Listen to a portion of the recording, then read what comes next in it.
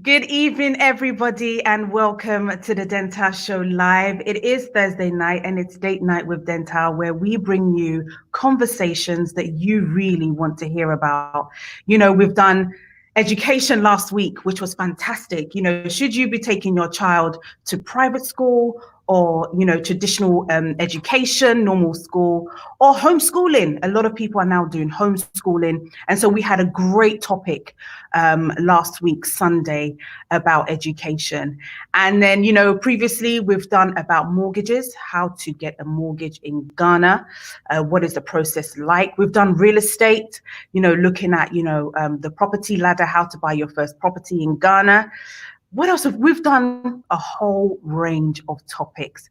And tonight we are discussing everything you need to know about moving to Ghana. We're going to be discussing citizenship, taxes, business, education. If you have a family in the UK or, wherever it is that you may be in the diaspora and you're thinking, you're not sure about the education system. How is it like? How do I bring my family over? Well, this show is going to break everything down for you. And if you're also thinking, okay, so how does my taxes going to work? What are Ghana's taxes? And so I think that this is the show for you. Please let me know where you are watching the Dentist Show from. As you know, I always like to know where you guys are watching us from. Please let me know. Are you in Ghana? Are you in the USA? Where are you? Please drop me a line so I know that you are watching me from wherever it is that you're from, and make sure that you also share your pages. It's important that you share this knowledge. This knowledge that we are about to open up is not just for you. We need everybody to hear about it. And so I urge you to share your pages. If you are watching me from Facebook, please do a watch party. Invite other people to watch so that, we can all make sure that we are learning and sharing the information as much as possible. And if you're watching me on YouTube, make sure you click that subscribe button, because like I said, we bring you so many shows and you don't want to miss them. Hit that notification button. Okay, it's really, really important. So welcome again. I see London, I see USA, I see Scotland. Okay, I see Ghana. Hi, Angela. Where else are you watching me from? Before I bring on my guest, I really, really want to know where everybody is watching me from. I think tonight's going to be a great conversation. And I really don't want anybody to miss out. So please, please, please do share your pages whilst we are watching, whilst you're watching me. Latoya, you're watching me from Dubai. Wow. Thank you so much for joining me on tonight's show. I must say a big thank you to World Remit for, sponsoring this, the Dentist Show Live. We are very grateful. You can join 5.7 million customers worldwide using World Remit and send money to your family and friends back home in Ghana. They are fast. You can make a transfer you can do a transfer to friends and family in a matter of minutes on your laptop or on your phone. It's convenient. It's simple to make a transfer with World Remit. Low fees. You can just, you can make sure that you're getting the right fee with World Remit. So make sure that you go on there and, go on their website, www.worldremit.com. I will share their website with you as well. And, you should go on there and make sure that you register and get started. Download it now if you're not already using World Remit. They are the best, So, yeah. And also I want to say a big thank you to Seek. These headphones are the best headphones that you can ever have. Okay, she's Ghanaian. She's made it herself. It's got a microphone. When you're listening to music, you can literally feel the music in your bones, the vibration. When you switch on, it has colors and everything. This is her website, www.seekvr.com. And when you go on there and you go and buy one, you place one on any of their products, you just enter Denta VIP, and guess what? You get 10% off. Isn't that great? Yes, it is great. So make sure that you go online and get one. It's fantastic. And again, a big thank you to Vesta London Beauty for her lip glosses. Go online. If you're a young lady out there, make sure that you purchase one. Okay, this is Baby Girl that I'm using right now. It's fantastic. And then if you love sauces, if you love shito, go on prodigyfoods.co and order jollof seasoning, shito, all lovely spices, again, made by Ghanaians. So let's go out there and support, guys. It's really, really important that we support our own. And so, like I said, this show tonight is all about moving back home to Ghana. And I think the best place to start off with is to start off with somebody that has actually moved. And luckily enough, we have about 3 of them that have moved. We've had Cynthia Coco. We've had the Deputy Minister of Education. He's a diasporan as well. And then we've got Akosia Bebu, who's the director for the Diaspora office, and he's a diasporan as well. And so, you know, we have a whole group of people on this panel that will be able to answer all your questions, because guess what? They've done it. They have done it. And so they're a testament that you can do it as well. So hello to all my people in the US who are watching me. Make sure that you share your pages, like your page, and keep sharing. Again, I want to say a big thank you to our sponsors, World Remit, for sponsoring this show. We really appreciate your support. Thank you so much for supporting us. Okay, so I think I'm going to dive right in. I know that you guys are ready. You guys are ready, right? I know that you are ready. So I'm going to dive in. And I think that, she is the only woman on this panel. And so as they always say, ladies first. So she has to be the first one gracing the show tonight. And she's actually our board member on Guba. She is a mother of 6. Yes, she's a lawyer. She's a businesswoman. And she's a mentor, and she's somebody that I really love. I respect. She's a mother for all. She's somebody that will guide you, that will pray with you, that will make sure that all the legal aspects of things. Okay, any legal aspect of things that you are looking for, or you are struggling with, she will be able to deal with that for you. And I'll dive into more about her law firm, but I want to introduce her onto the screen right now. Please welcome Cynthia Coco. Maxi. Hey, Cynthia, how are you? I love the reality show. Good evening. I'm fine. Thank you. I love the reality show, by the way. Guys, if you haven't watched it, you do need to tune into ODANA Network and watch it. That's just something else incredible. We're doing an amazing job. Thank you so much, Marcy. I know that we had you previously on one of the shows, which was talking about women supporting women empowerment. But really, for some of the people that didn't have the opportunity to find out who Marcy is, can you please tell the audience who you are, what you do, and why you even decided to move to Ghana in the first place? Okay, so I'm a mother of 6. I'm saying that first because that's what defines me and defines everything I do in life, I think. So I am a mother of 6, blessed with 6 children. I'm a lawyer. I've suddenly discovered very late in my life that I'm actually an entrepreneur. I love business. Yes, you are. But also for me, business is a tool that you use. And you love music. Don't forget Africa One. And I love music. And I love music. I love entertainment also. But for me, business is a tool that you use. I love to empower people. I love to encourage people. And I find that one of the tools that I can use is to be able to dive into business and be able to support people and empower them to reach their potential, whilst I empower myself to reach potential. I came to that sort of realization very late, and I'm enjoying the process. I like to think I'm a serial entrepreneur because I've got quite a number of projects that I'm working with. Of course, I have the law firm, which I'll talk to you a bit about later on, which underpins a lot of the things that I do. But I also own 2 entertainment companies, a record label that I own with somebody else, and then a management company in entertainment. And then, of course, now I own a company called the Chronicles of a Working Mother, which was set up in response to the very questions that many people on this platform and everywhere who come in touch with me ask me, which is, how do you manage to combine being a mother and also having a career and other interests. So the Chronicles of a Working Mother is that project. Yeah, so that's me in a nutshell. Really, I'm a bit of a bit of everything, I think. But I'm also a risk taker. Why did I move to Ghana? Ghana is home.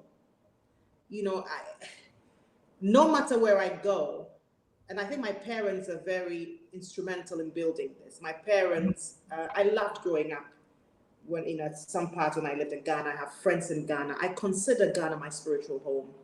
I think aside Ghana, the only place that I can also consider home is probably Cuba, Havana, Cuba. I love it.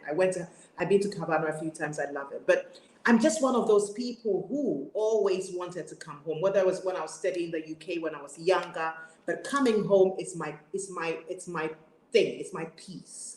So there was no question. And I really also, as I'm growing up, believe that, we as the Africans out there in the diaspora, we do need to come and build our own homes.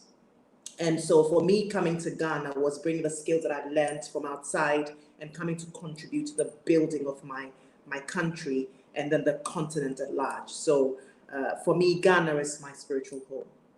I like to go to the UK, but Ghana is home. Yeah. I mean, you lived in the UK for several years, but I still have a home in the UK. And you still have a home in there. But, when did you realize that you finally wanted to move? Because you were going back and forth. Yes. Okay, for a while. So when, and I think there's a lot of people in that situation where they are going back and forth, back and forth, back and forth. Can back and forth really work? Or do you have to, at some point, actually say, you know what, I have to settle?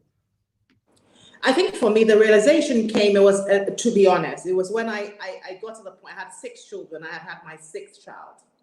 And I wanted the best for my children, so my children were in private schools. And the realization that I was literally paying mortgages by putting my children through private school education in the United Kingdom.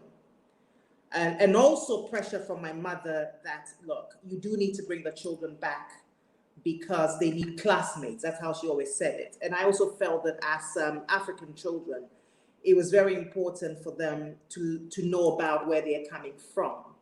So the decision to come was, I think, more of a financial decision initially. For me, it was a financial decision to move back home because I felt that being here, I could do more, and my children also give my children a lot more experiences, and the schooling was, in my view, a much better and a lot more cheaper for them. So the decision was a financial decision because I was literally paying a lot of fees.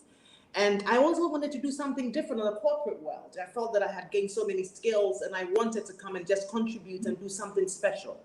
I felt that just being in the United Kingdom, you're sort of one in many, and here I got the opportunity to be able to be different and to be able to lead and the change process. And so for me, that was a determining factor, but primarily it was because of the children that I needed to bring them back. And when you decided to bring them back, what were some of your fears? Because I know that, a lot of us have a lot of fears especially when it comes to our children, because you're used to a certain type of lifestyle, in the diaspora, So what were some of the fears that you went through, and what made you give those fears up and say, you know what, I'm going to come and test the waters? To be honest with you, I brought up my children very Ghanaian, like you do. My children ate Ghanaian food. We didn't have those issues. The only thing they didn't do was speak the language. They still don't speak the language, which is an embarrassment. It's something you're doing, which is different. I focused so much on the choice of schools for my children and neglected certain important things that I should have, right? And what I would say to people is that when you're coming home, be realistic. You have a certain standard of living in the United Kingdom. If you're coming to Ghana, it's a new territory. And the mistake that I did was that I expected, or I don't think I actually thought about it much, but at the back of my mind, there was that expectation that I was going to come and maintain the same standard, of living. And in reality, trust me, Ghana is expensive. And, I'm not saying this in a bad way. I mean, you're coming to a new country. You do need to sort of tone it down a little bit and be realistic with your expectations, right?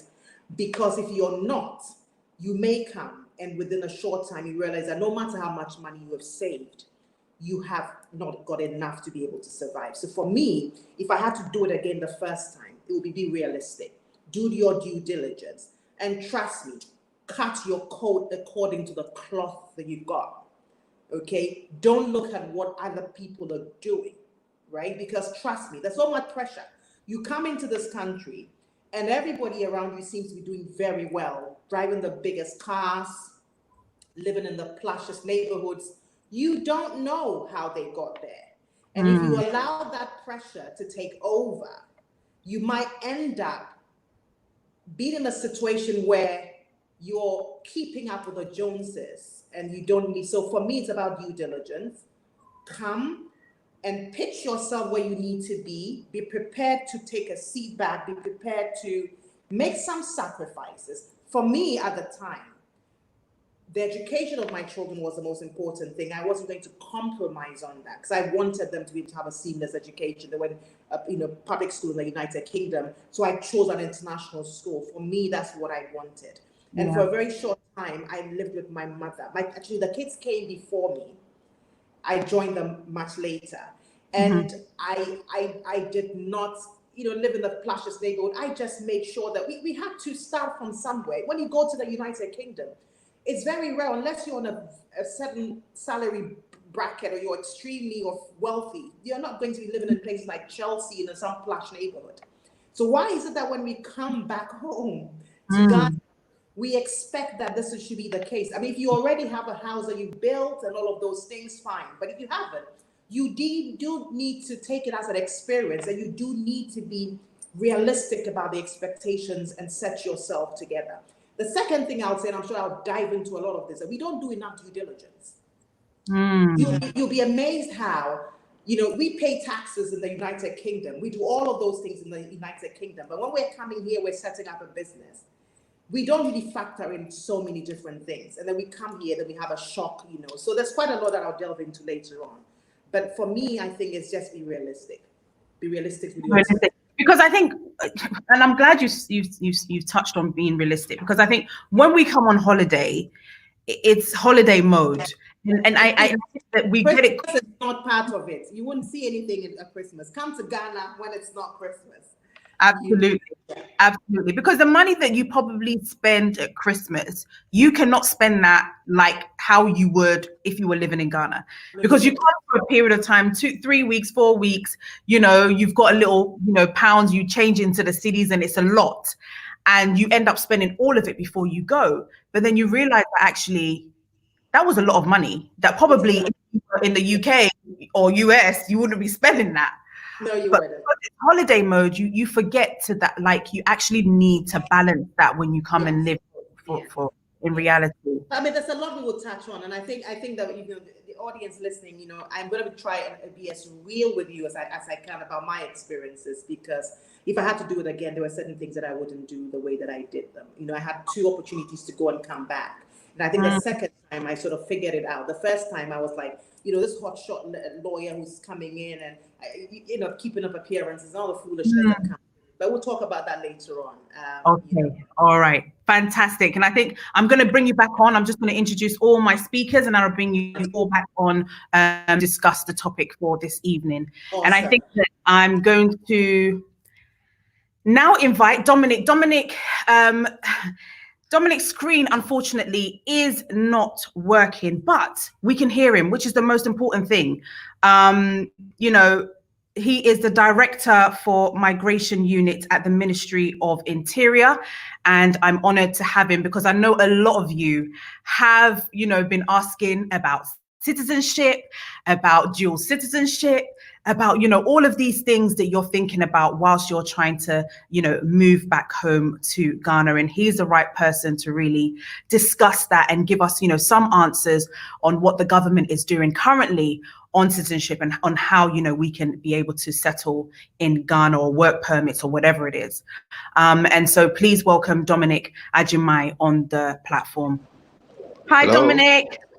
Hi. Hi, Dominic. Can you hear me? How are you? I'm fine. Good. Thank you so much for joining me on tonight's show. Welcome. Thank you. So, Dominic, a lot of people, especially from the diaspora, are asking about. Okay, first of all, actually, can you explain your role, what you do, and then I'll ask you the follow-up question. Well, I'm the Director of Migration Unit, Ministry of Interior, as you said initially. Actually, the Migration Unit was set up by Cabinet Decision 2006 to actually coordinate migration issues in the country. Now, as you may be aware, migration is being handled in a very fragmented manner in this country. Ministry of Interior is supposed to serve as the coordination point for all migration issues. You have the Ministry of Employment handling another aspect of migration, which is on labor migration. You have the Misabe Bills Directorate, the Diaspora Affairs Directorate, also handling another aspect. The Ministry of Foreign Affairs and Regional Integration have a Diaspora Affairs Bureau, also handling another aspect of migration. So actually, the unit itself under Ministry of Interior is supposed to be the coordinator of all migration issues in the country. Okay. And what we actually handle here is we deal with the issues concerning renunciation of Ghanaian citizenship, those who want to apply for dual citizenship, we want to apply for acquire Ghanaian citizenship. By law, if one of your parents or grandparents or none of them are Ghanaians, you have no right to see yourself as a citizen of Ghana. You need to go through the processes. But if one of your parents is actually a Ghanaian or one of your grandparents, that's why you can be considered as a dual citizen. So these are some of the issues that we handle here at the Migration Unit under the Ministry of Interior. And so how is it going working? You mentioned quite a few different organizations as part of the government that you're working with. How does it all fit in? How does it all work? Well, we currently have a national migration policy, which was actually launched in 2016. From look of things, from we are supposed to have a migration commission, which is supposed to be the main coordination point for migration issues. Since 2016, we have been dilly-dallying with the issues, but I must indicate that there's a committee in place, and I believe somewhere by next year we should have the commission, in place to see to all these nitty-gritties with respect to migration in this country. Okay, and so Dominic, last year the government gave out, I think, 126. 126 yes. Visas. Citizenship. Yes. To African Americans, and I think that was a great thing that happened last year as part of the year of return. And so a lot of people are expecting or are looking forward to what the ministry is going to be doing, going forth. What are the plans, or what are you putting in place for the African Americans and for people that are looking for citizenship? Well, I must be frank with you. With respect to the diasporas, I'm talking of descendants of the transatlantic slave trade. Yeah. Well, there's no special policy for them with regards to the acquisition of Ghanaian citizenship. They are supposed to go through the normal process as any other foreigner. No, but apparently in the year 2016, that was the first time that we found our brothers who fall within that category being granted citizenship, and that's where we had about 34 of them being given Ghanaian citizenship. So, and actually 2019 in, I think, November, where the president actually conferred citizenship on the 126. But if Mr. Abibio is online, I can't see him. Yes, he's spoken very shortly after you. Okay. Yeah. Okay, but with respect to the diaspora, in 2016, it was actually a special dispensation that was actually granted to them. They didn't go through the processes. The same applies to those who actually got theirs in 2019. Under normal circumstances and per law, if you want to become a Ghanaian, you should have actually lived in the country for more than 7 years. But we realized some of them had not even lived in Ghana for that period of time. But since it was a special dispensation that came from the presidency, we had to go by it. Okay. All right. Thank you so much. We are going to, I can see that you're already getting a lot of questions on the comments, but we will come back to you. I just want to introduce my director, and I'll come back to you, Dominic. But thank you so much for introducing yourself. Right. Thank you. Okay. Christy, do you mind putting on Director Abibio, who's at the bottom there? I can't seem to get him. So if you can, perfect. Director, you're on mute.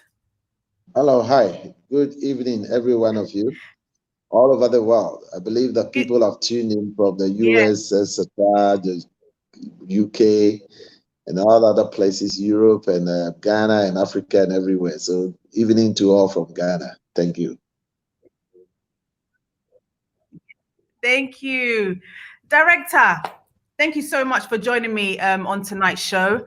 As you know, I want to basically for you to introduce yourself and tell us a bit more about, you know, the Diaspora office, what their role is, what your mandate is, you know, for people who are eagerly waiting to come back home to Ghana. Thank you. I think let me start off by saying that the office came into being in February 2017 with my appointment as the director of the Diaspora Affairs Office of the President. And That's okay. sorry. That's okay. And I think it's fair to say that in the manifesto that actually brought the NPP party into power, we had written in that manifesto the need to elevate the diaspora to the highest table of government to make them more inclusive in the nation building.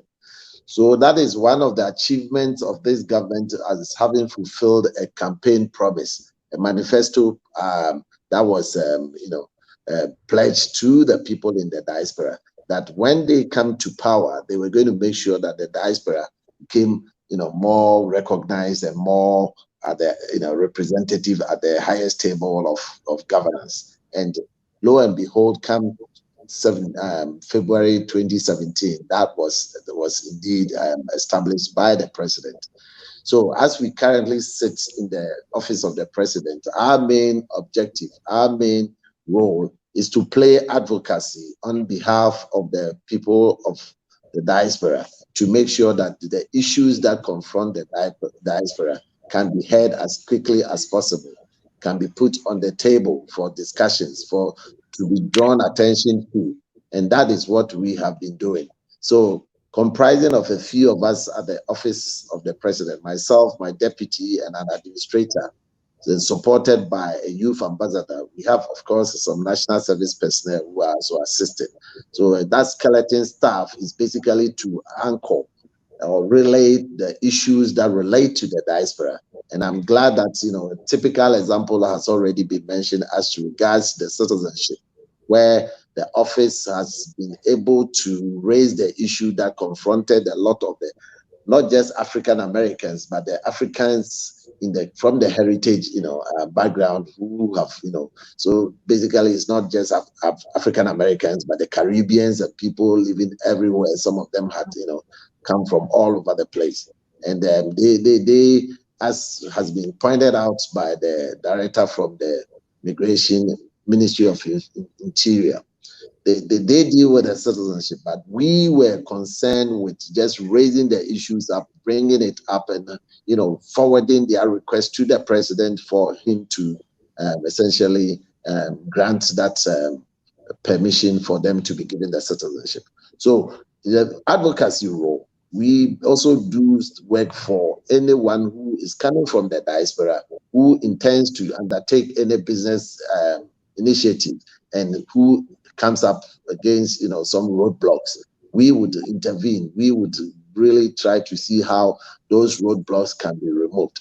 And of course, we also do this by 2 yearly homecoming festival, and also joining the other festivals to make sure that the diaspora is highlighted and celebrated, and work closely with CSOs and other non-government organizations like yourself, the entire group, and other organizations to really bring the full force of the diaspora to bear on our development.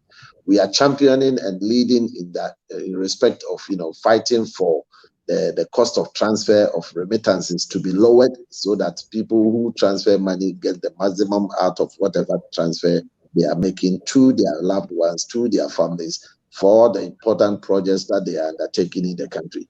So these are some of the things that we do. And of course, linking all the people up. One of the key things that we realize we have, we also need to be doing, and we've been doing, is to basically highlight on some of the people from the diaspora who need to be recognized in certain key development areas, in certain, areas that require some expertise and some rare, contributions that need to be made for those who have acquired those exceptional, experiences from the diaspora, their host countries. I could go on and on with what we can do, but I think in the course of the conversation, more will be revealed. Thank you. Absolutely, absolutely. Somebody has asked, they've said, what is the definition of a diasporan in this government? What does the diasporan mean? Or who is a diasporan? I think when we talk about the diaspora, in our consideration, we are looking at three categories of people. That the historical diasporan, who is as a result of the slave trade, those who were sold out of Ghana and into the Caribbeans and the Americas, etc., to serve in the slave plantations, out of which we had to celebrate the 400 years that some of them were shipped out. The reality about that 400 years celebration is that it even dates far longer than the 400 years. The slaves that were taken to Brazil had gone long before that 400 years when they were taken to America. But of course, when the Americans began with HR 1242, we also had to take advantage and respond to it accordingly, which is why that the relevance of the year of return and therefore the 400 years. But that group is one category of diasporians that we deal with. And then, of course, there's the recent migrant Ghanaian who has gone out of his own or through economic, for all various reasons, had found a need to be out of the country and is working hard to bring in so much that they earn, which is the recent migrant Ghanaian, like I suppose not the entire, but myself, who lived outside there for nearly 30 years and, have now chosen to come home. And then, of course, there are those generations that have come as a result of us living out there.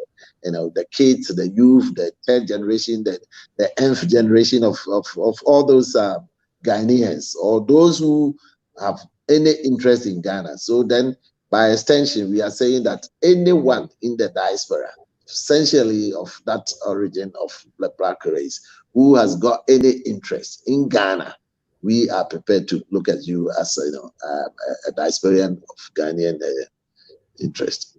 Okay. I think we'll dive more into that on, when you come from the diaspora to Ghana, are you supposed to register at your office? A lot of people want to know, are you looking for a certain skill set? What is the diaspora office looking at? And I think already, again, you're getting a lot of questions on the platform, but I just want to introduce everybody on, and then I'll bring everybody back on the platform so we continue the conversation.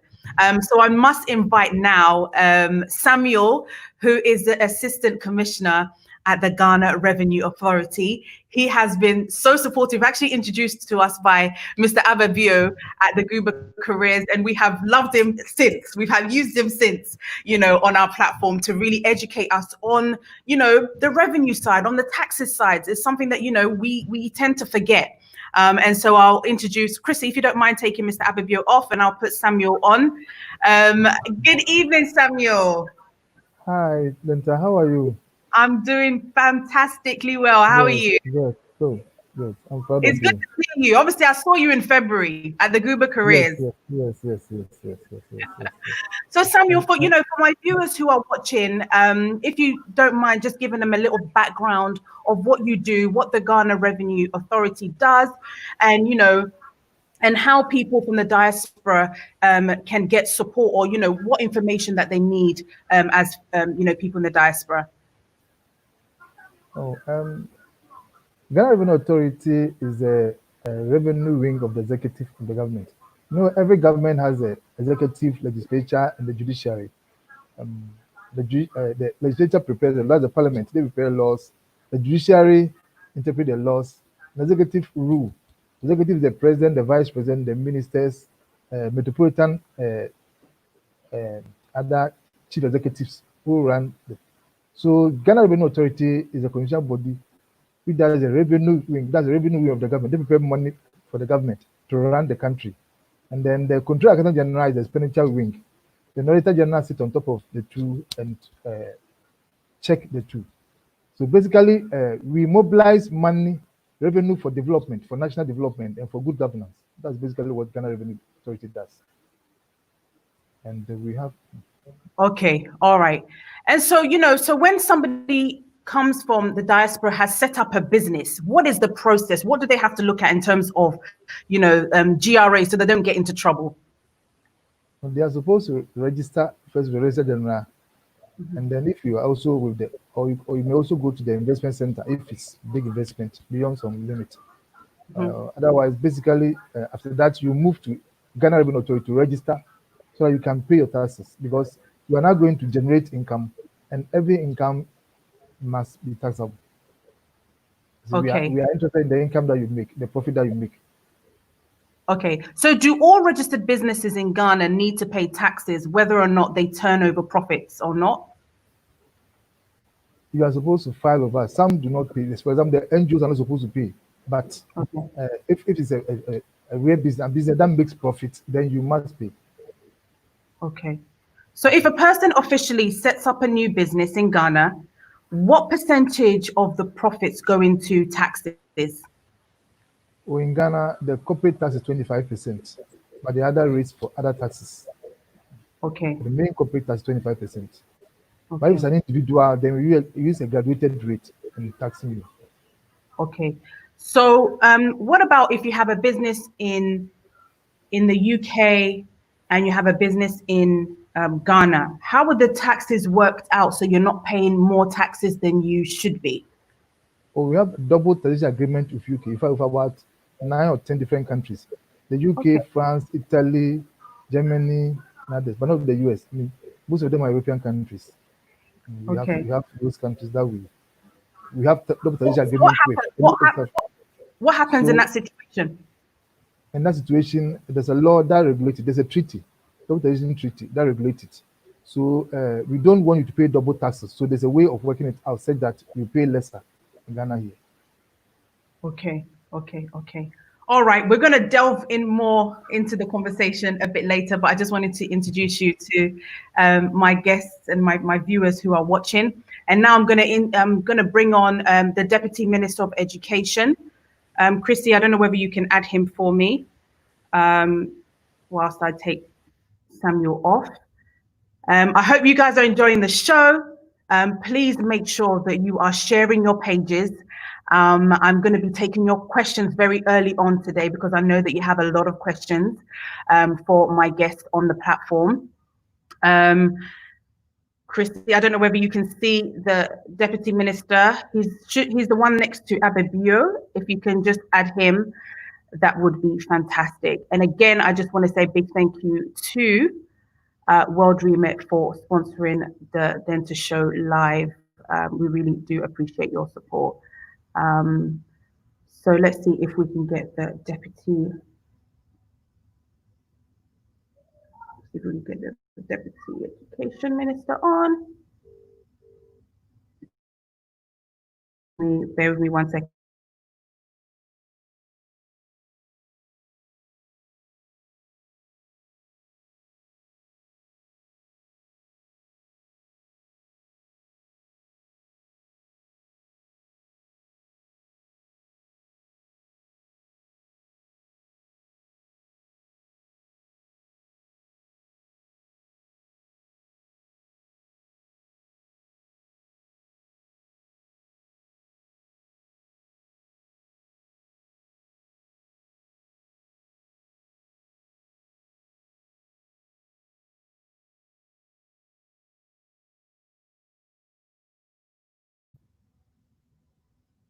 Okay, I think the minister is having some difficulties, but he will join us shortly. But I'm going to bring our guests back on. I'm going to bring everybody back on. Chrissy, can you add Abibio for me, please?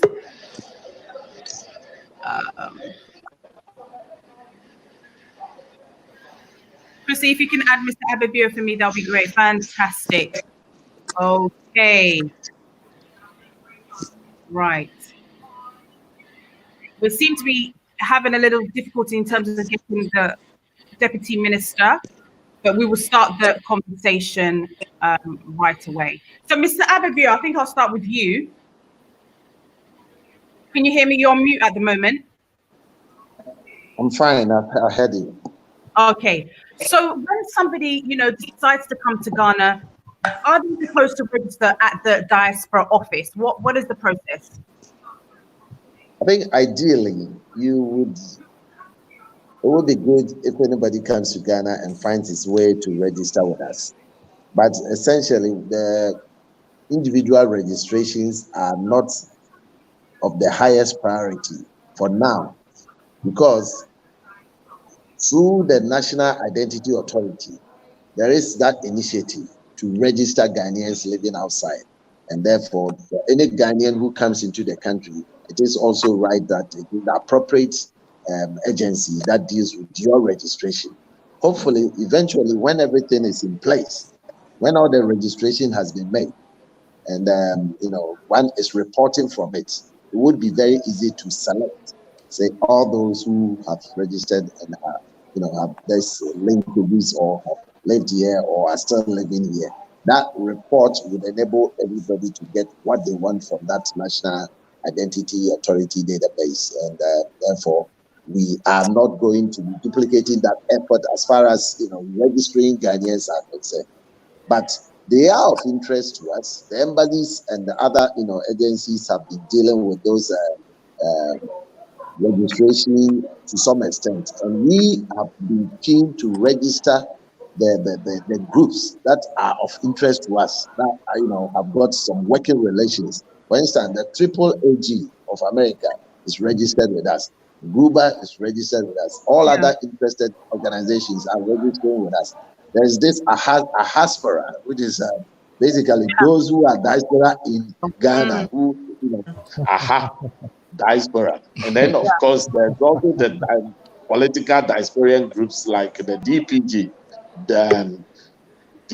which is the patriotic Ghanaians from from MPP who have registered with the office, and I will encourage all other groupings, like if there's any NDC groupings, if they find it convenient to come and register, so that at least we have them on our radar, and therefore we can have the interrogations wherever required.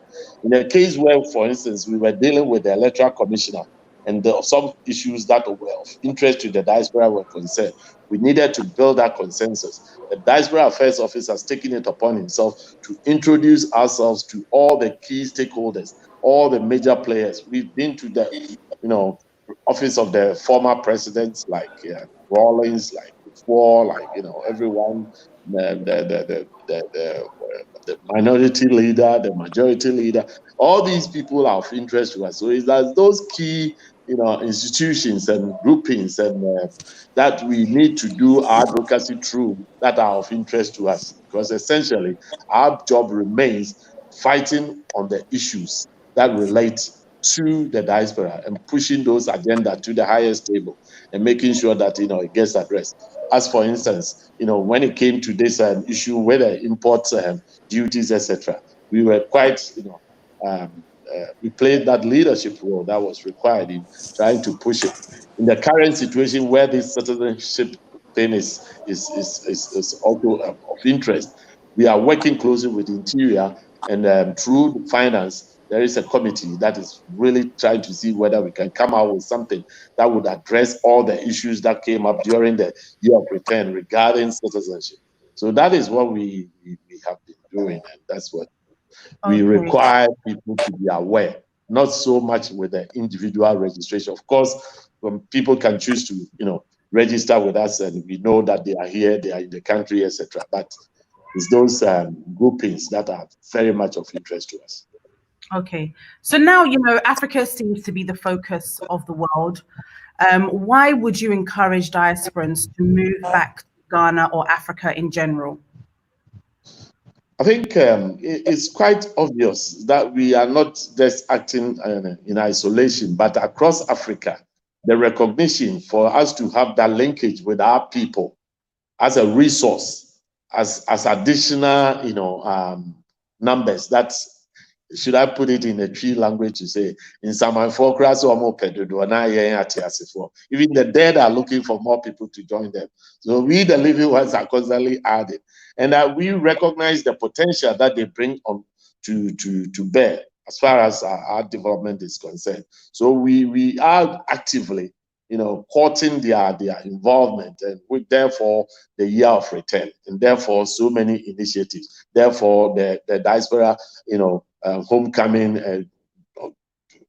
from time to time, and supporting all the initiatives like yourself have been doing to make sure that they are aware that they are very much welcome home.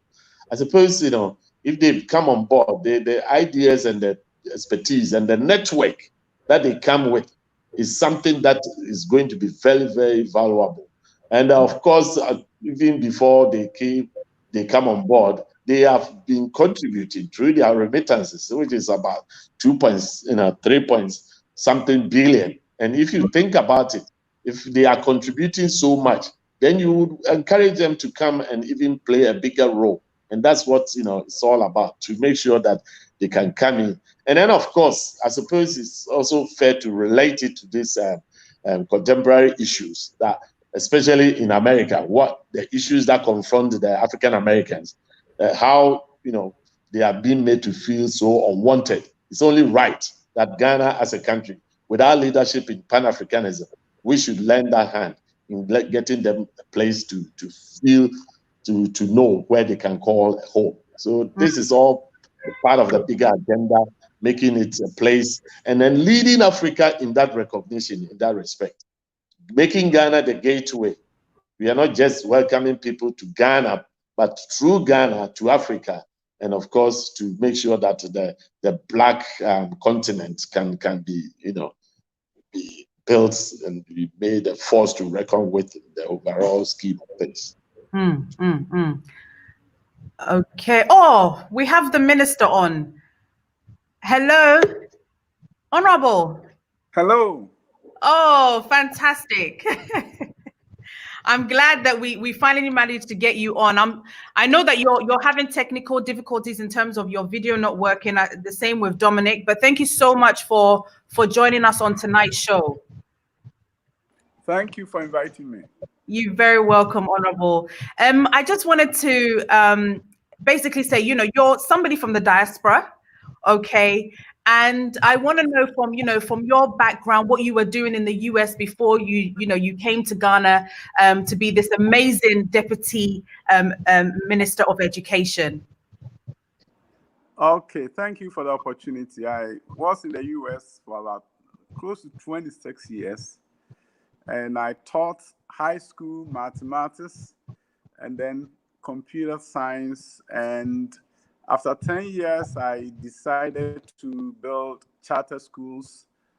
So I began with about 100 students in South Los Angeles. Those of you who know California and know something about LA will know something about South Los Angeles, a very challenging neighborhood, but I felt strongly that we could do something unique there. And so I began with a charter school with 100 students, and I began to grow. So many people wanted to come to the school. We have a long waiting list. And they will always tell me that they wanted to come to my school because I was an African, and they want their children to experience the Ghanaian African culture. So the school grew. First year of 100, within 2-3 years, for about 600. We then began to move from where we were into a bigger space, acquired a building through bond financing to the tune of $20 million after we got a Standard & Poor's bond rating of BBB- at the time. Wow. We acquired that building, rehabilitated it very close to Staples Center, close to University of Southern California, where I did my PhD. And then that school was almost to capacity, and then we moved to Watts area in Los Angeles and built another school that also through bond financing. And we're in the process of building our third school when Nana Danko Kufuor came there. He was hosted in one of my schools, the one close to downtown, and he was just amazed that a Ghanaian could go to America and build schools for Americans. Fantastic. I have over 200 workers at the time, and he couldn't stop asking me, how are you able to do this? How are you able to do this? So after I explained to him, then he said, would you consider coming back to Ghana to help me change the education system? What actually got my attention was when he said, I want senior high school to be free. And I said to myself, senior high school to be free, just like America, then I will consider.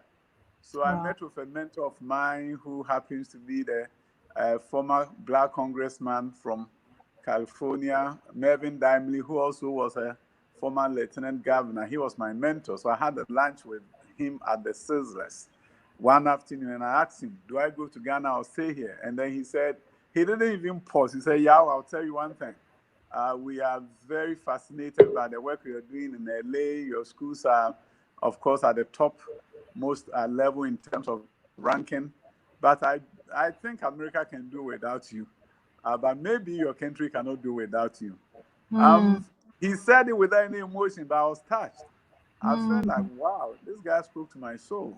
Wow. We are doing well here, but American will be American, whether I'm here or not. It doesn't mean I was not impacting some families in South LA. So I decided that I would consider it seriously. I began to think about going, discuss with my family, talk to a few other people, and I said, okay, if I'm going to run for parliament in the area where I come from. So I came and surveyed, did a very good research. I had a consultant who did some polling for me, and I knew I was going to win. And the guy I was contesting thought I didn't know anything about African politics, so I was going to lose.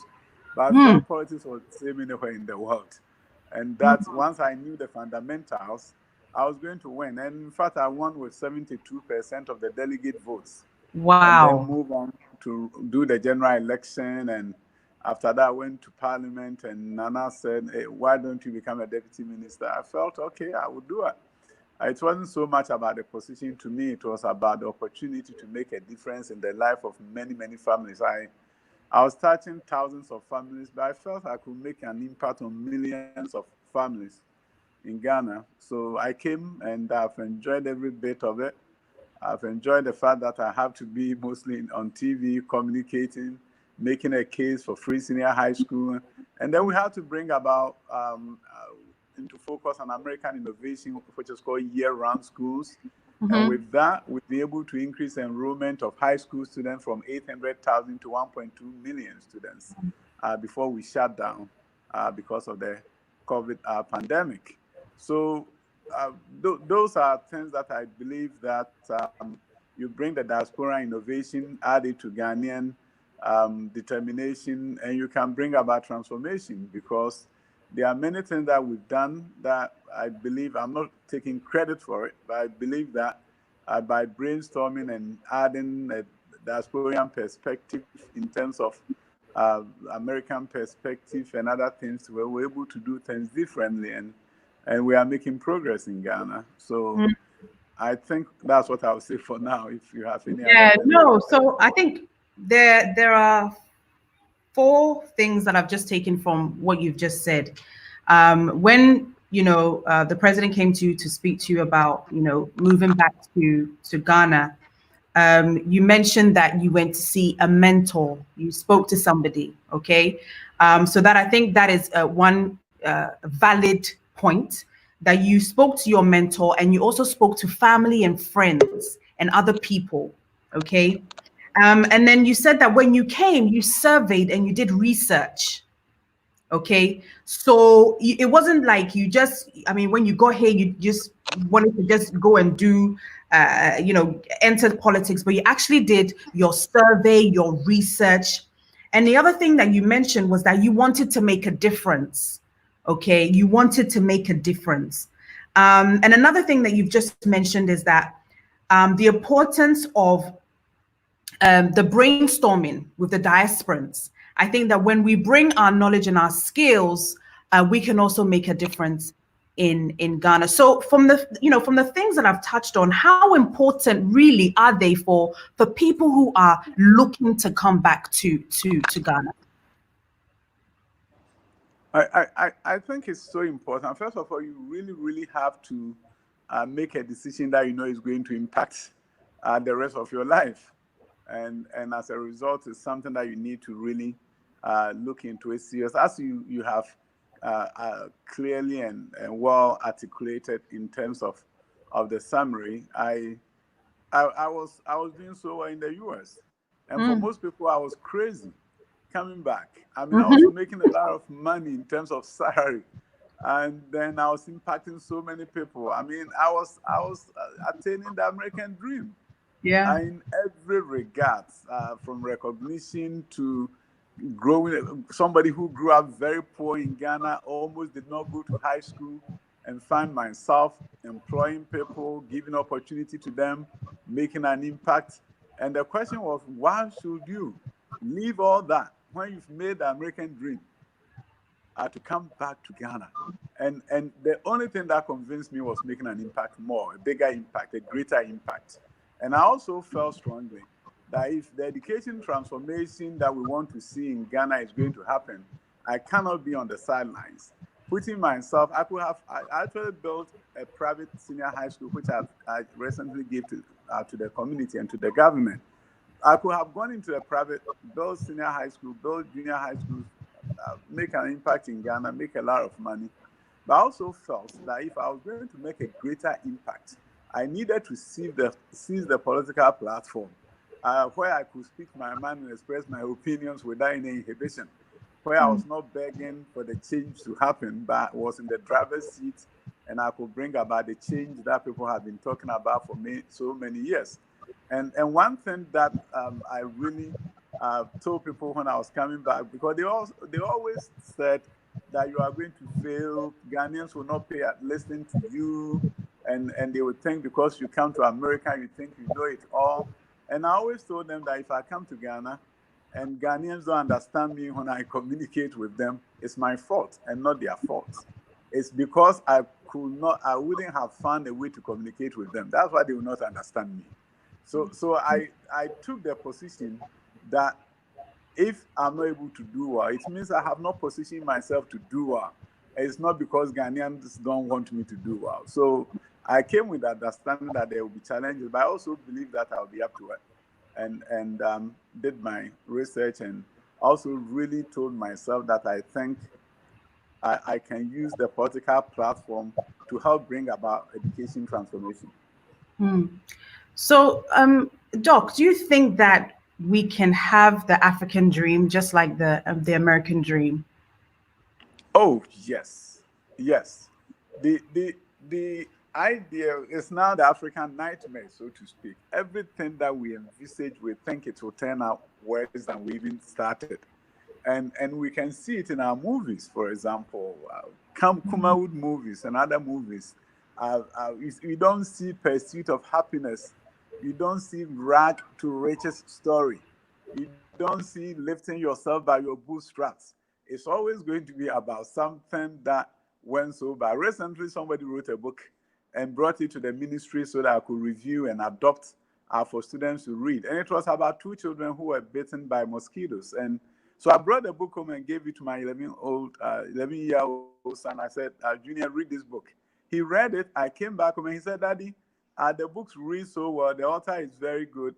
But I don't understand why, if a child is bitten by a mosquito, the author should allow him to die. Why couldn't that kid get sick and then be saved by somebody at the end so that children will feel empowered that if something bad is happening to you, something good can come out of it? Where is the Superman kind of idea that? Why is it that he said there were 2 children who were bitten by mosquitoes and the girl died and the boy did not die? Why should the girl die? You see, this is a kid, but he's speaking to the fact that he has come from a culture, even at 11 years, where good things can happen and great things can happen. He has, at the age of 11, known and felt the American dream, that if he works hard enough, he can turn around some things. For example, he wants to be a plastic surgeon because he saw a kid with a deformed face on TV and said, Daddy, I'd rather be a plastic surgeon because I want to help fix the faces of children like this. You see, so we have to begin to bring about those kind of thinking through the books that the children read. In education, there's something called a hidden curriculum. In the hidden curriculum are those messages of empowerment that children pick up as they read books and go through the actual regular schooling. And we don't see at the national level schooling as an end in itself, but you see it as a means to an end. That yes, they are going to take the examination, but the messages they are getting from the books, when they read Kofi Annan and they begin to feel empowered, that they can also be great people and great individuals, irrespective of the families they are coming from. That is when the hidden curriculum is at work. But if we're doing all the Anansi stories where Anansi is tricking his family and faking his death so that he can go and hide and eat all the food that were planted on the farm so that the family doesn't get any, even though he will be exposed in the end. But we're teaching the children trickster kind of things, with all due respect to those of you who love Anansi stories. But there can be a new Anansi story where the impossible becomes possible.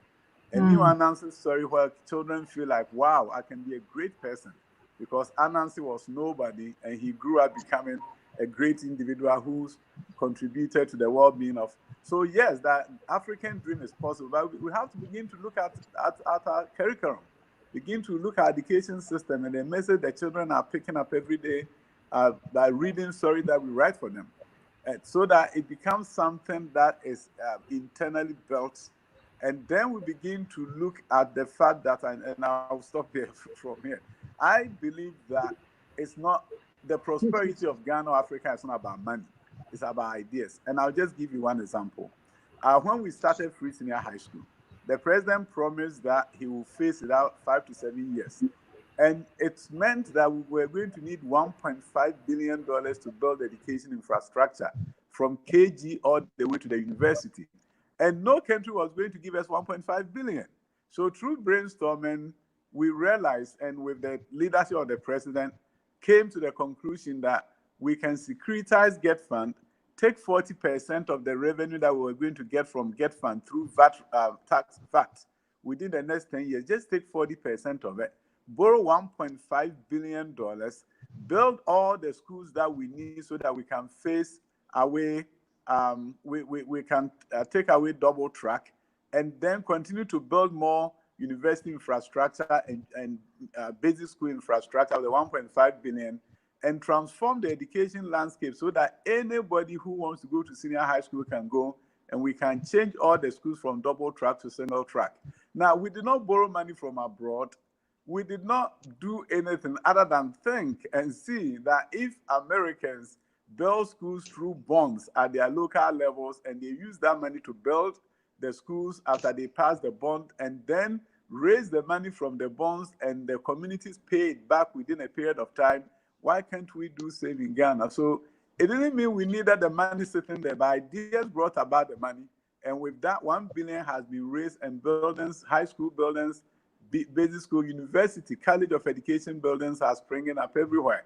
And we didn't have to bring any money other than what we were going to spend within 10 years, but we were going to wait and build the schools 10 years bit by bit. But within 2 years, we are building everything, and then we pay it down bit by bit within 10 years. So it's that African dream is within reach, but it's going to take new ideas to bring about the transformation that we need, so that a kid who is poor can grow up thinking he's going to succeed, and they will succeed. And you have to change the curriculum. The curriculum of our university has to be transformed. Junior high schools, critical thinking should be the norm and not memorization.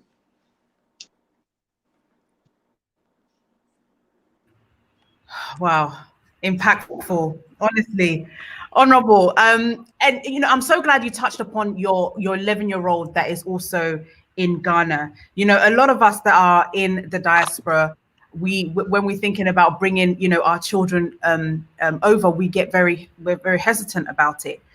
How do you what advice would you give to people who are trying to bring their families over, and what are some of the steps that you did to make sure that your children go into the right the right schools? Ghana has a very unique education system. We have high-performing, excellent public high schools. But at the basic level, we are struggling in the public sector. So at the basic level, 30% of the students are in private. And then when they are about to go to high school, about 90% of them end up in the public senior high schools.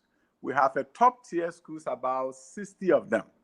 And those schools are as high performing as any private school, top tier private school you can find in Ghana. And then in the middle, you have some not so high performing senior high schools. And then we have a bottom tier that is not doing very well. So in regards to families that are, if it's high school, you can take a look at some of the top level public schools. And also at the basic school level, it's a case by case basis. For example, the Achimota school, they have a basic school that is very good, even though the class sizes may be a bit high. They are doing very well, and their children do very well. And those are public schools. So in the case of public schools, depending upon where you live, you have to do your research well, because we don't rank schools. We are beginning it now, but we don't rank schools. So you really have to talk to the school district to really begin to see, can my child go to a public school at the basic level? If you don't get those specialized public schools like Achimota Basic School, and you are coming from abroad, it may be challenging for your children to adopt. But private schools at the basic level, there are different types, different levels. You have those that are so expensive, like the Ghana International School and Lincoln School. If you want the American, it's very expensive. But you have those in the middle, Morning Star. You have other Cambridge schools, and there are different levels of Cambridge schools. Some are the very top, like GIS, that's Cambridge, and it's expensive. The Lincoln School, so expensive that most people don't want to, about $20,000 a year. So basically, it's a question of budget and curriculum, which you want your child to have. There are some schools that do the Ghanaian curriculum at the high school, the WASI, and then they do the Cambridge at the same time, like the Christian high school in Dodua, one of the high-performing schools, and their tuition is not too bad in terms of cost. So it's going to be curriculum and cost and the level where the student is. If they are the high school level, you have more flexibility and choice. If they are basic level, you are actually coming from abroad, probably looking more at private than public, unless where you live allows you to have some very good public schools. And the teaching may be good, but sometimes it's more a culture issue in terms of your children adapting. If they are coming from America, they want to express their opinions. We've started changing the curriculum to allow for that in our classrooms, in the public space. The new curriculum that we recently introduced is allowing children to express their opinions and participate in the classroom, so you don't have where the teacher is the only sage on stage, as we call it in America, the wisest person in the room, wherever he says you do. That is also pertained in some of our classrooms. We are now changing it, but until we change it, your children will have a difficult time probably adjusting in a typical Ghanaian classroom where children were until recently supposed to be very quiet, allow the teacher to talk, take all the notes, and then review it. And during the exams, give it back to the teacher, and you are the best student in the world. We've realized that that is not what is going to give us critical thinkers. So we've introduced a new curriculum that is helping us change that. So I think it's more a curriculum issue and a budget issue. And you have to really begin to look at, if you go to some of the top tier schools, Lincoln or GIS, and for most people, they want the culture. You may want to look at private lessons if the school is not offering culture studies and dance and other things. You may want to take a look at that and see how best your child can can really get a culture, the reason for which probably you move back. So I think it's a budget, a curriculum issue. And once you combine the two, whichever works for you, you may find that there are different type of schools, and you may find something that will be suitable for you. And of course, if you WhatsApp me, I'll be able to one. And you are coming, I will be able to share some ideas with you. Fantastic. Warren Green says fast tracking the citizenship for teachers and administrators from the diaspora could be an incentive.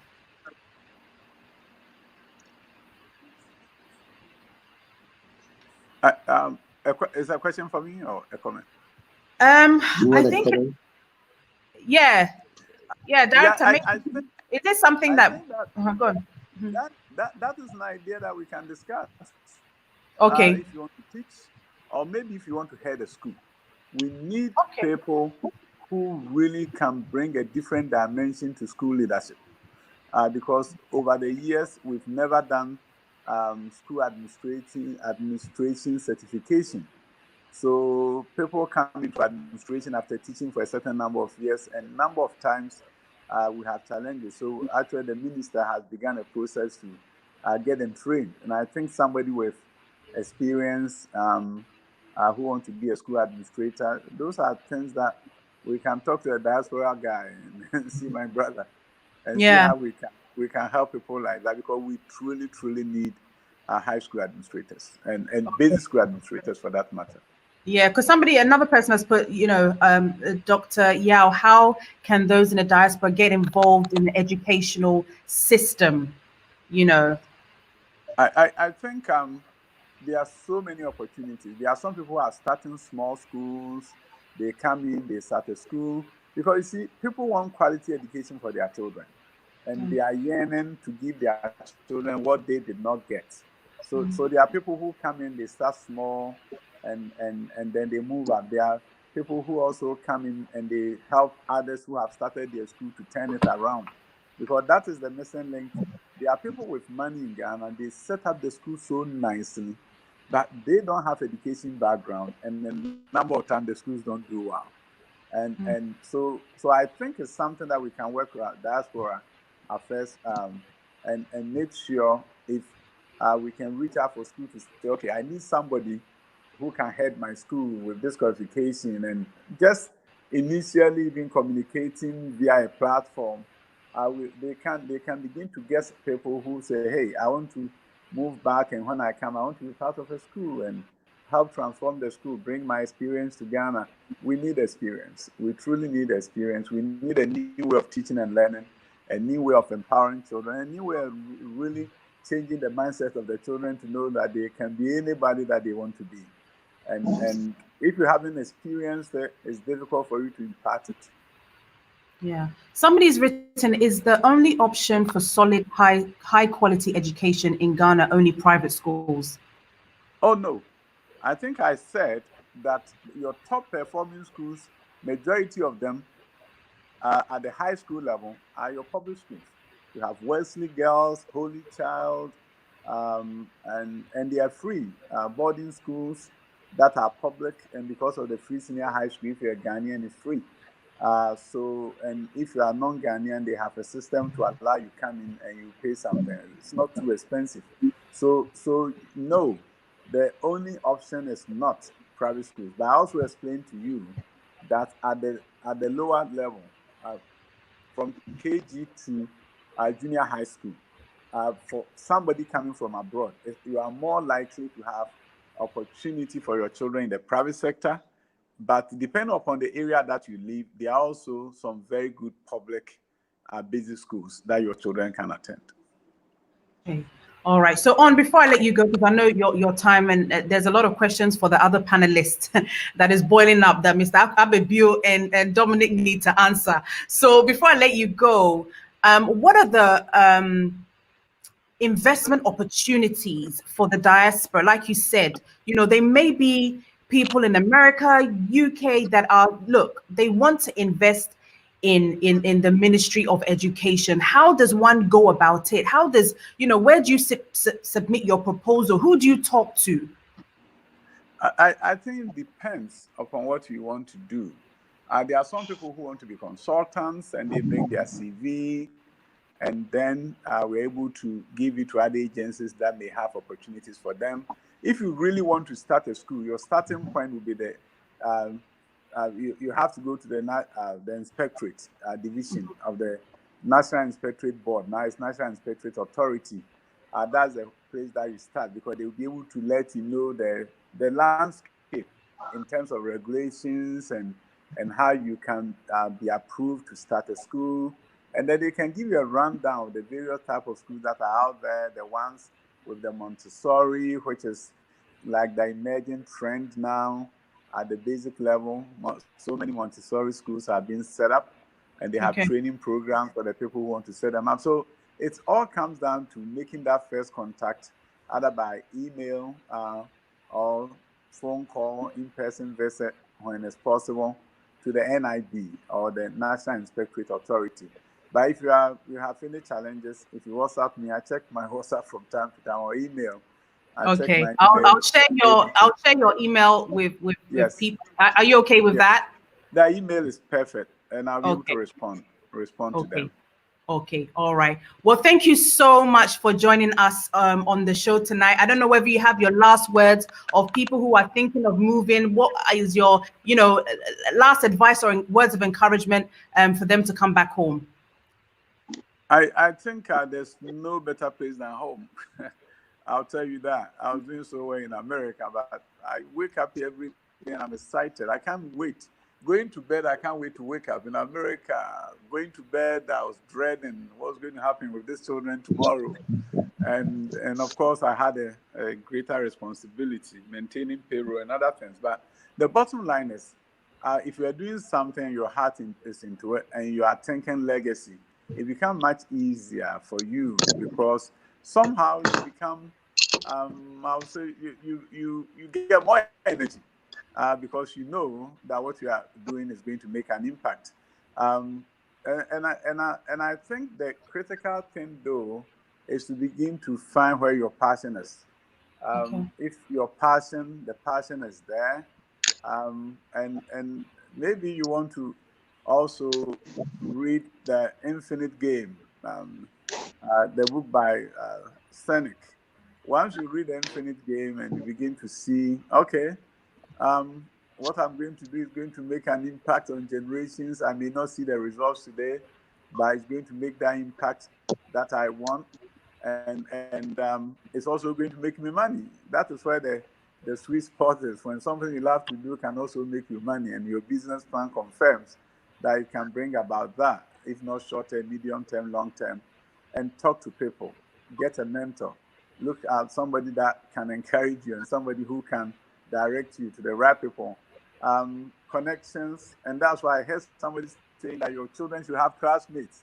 In Ghana, classmates is a big thing. So if you happen to you have been a diaspora all your life and you just came back, you need to quickly form a network, be part of a network, because they will direct you to the right places and hold your hand and tell somebody. They will just tell someone, oh, I know this man. When he comes, take good care of him, and it will be done.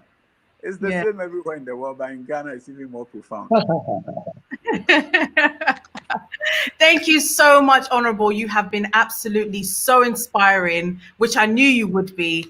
And we will definitely be in touch after the show is done. Thank you so much for joining us this evening. Thank you, and have a wonderful time with your audience. Thank you. Thank you so much.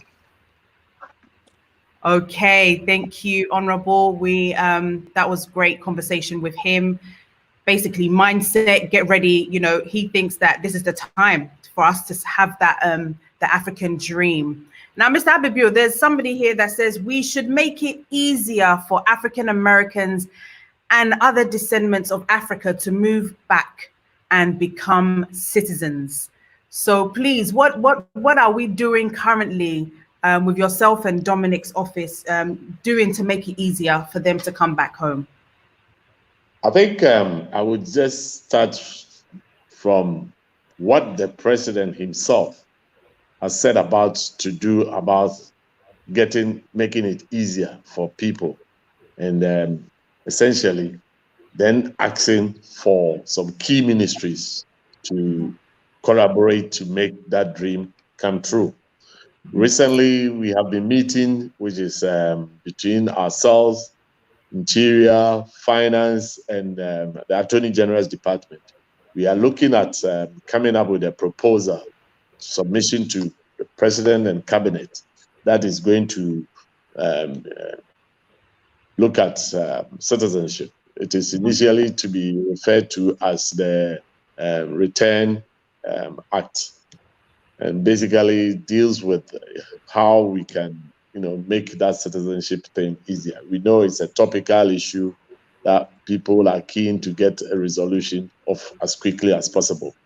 We've already pointed out in the course of the submissions through Interior, myself, that the average African Americans and the Caribbean and diasporan, when they are coming to Ghana, are not interested in the current structures that exist, which is the right of abode, which basically gives them the same, which gives them the citizenship in the end, but goes through a long period of living here and paying so many, renewing their stay permits, etc., for so long. Of course, it generates something for the country in terms of what they are paying, but they are not keen on that.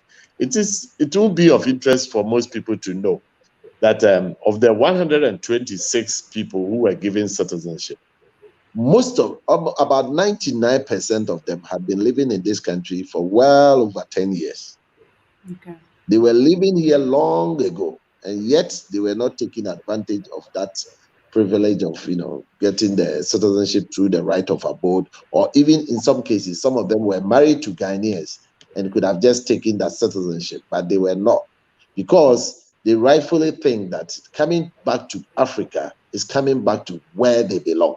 They are coming back to their own place, their own country, and they do not need to go through that rigmarole to really get that citizenship. So it's appropriate, and we are looking at it. This is why the president, the listening president, would make sure that he puts the ministries and the authorities together to think about how it can be effected. So there is something in place that we are working on at the moment, and that hopefully, of course, it wouldn't be appropriate that I bear it all, because I don't know what would happen in the course of the discussions and the course of cabinet meetings, right? But certainly we are going to provide some input to cabinet to enable them to see how best that can be done. Okay. And Samuel, to you, are freelancers in Ghana required to pay taxes as well?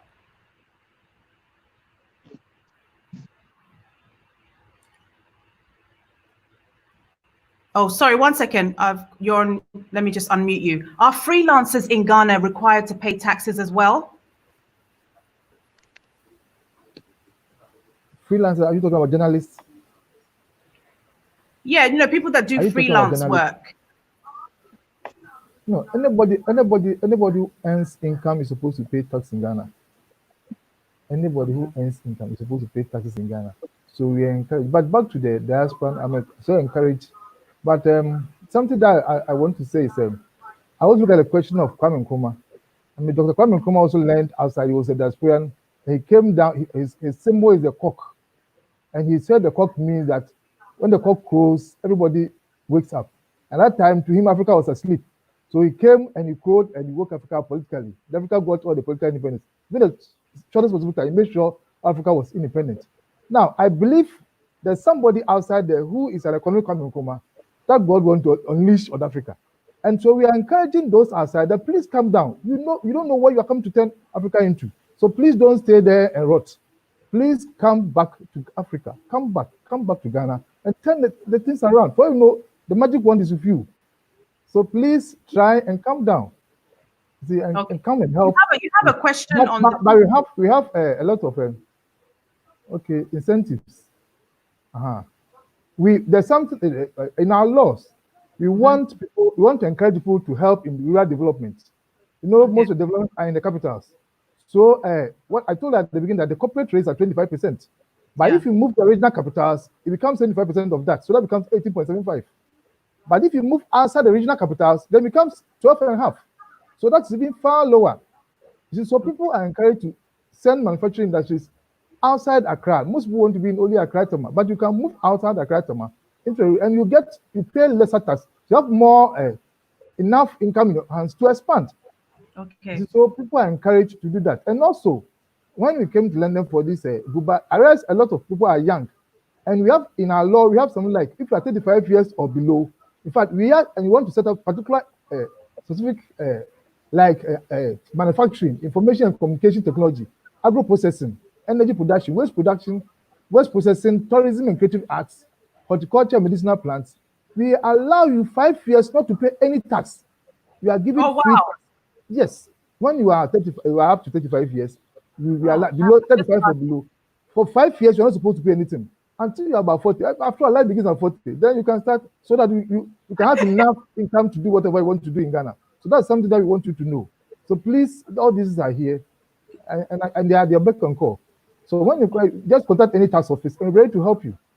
Okay, and then Samuel, when somebody has a business, what is the process of filing taxes? Where do you go? I mean, where is your office? How does it all start? Or do you have to get someone like Cynthia Coco to her law firm to help you and structure how these things work? Because it's very difficult to get information in Ghana. This is one of the issues, and I don't know whether the Diaspora office has information that you have to be able to relate to people in the diaspora. There should be a place that has all of this information for us.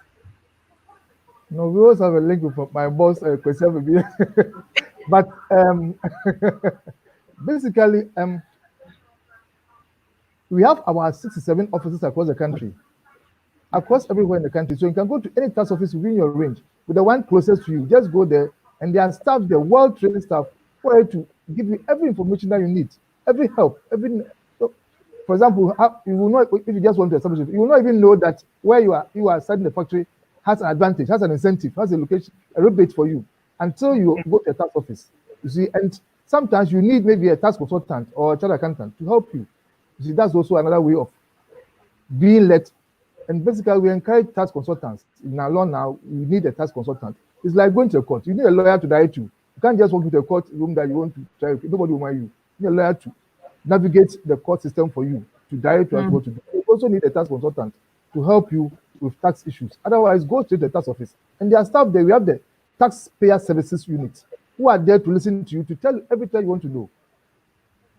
Okay. I think I could also add that now that the tax office has put so many of their processes online, it's also quite easier to deal with them now than it used to be. Okay. And I also want to add again that in a recent development, we are setting up a diaspora unit at the GIPC, which is also going to facilitate some of these business-related issues for the diaspora, so that it becomes more like a one-stop shop for all those business-related inquiries and that people are often dealing with, to enable them to be informed. So yes, these things are happening piecemeal here and there, but it's all beginning to come together, and hopefully, people will begin to see it.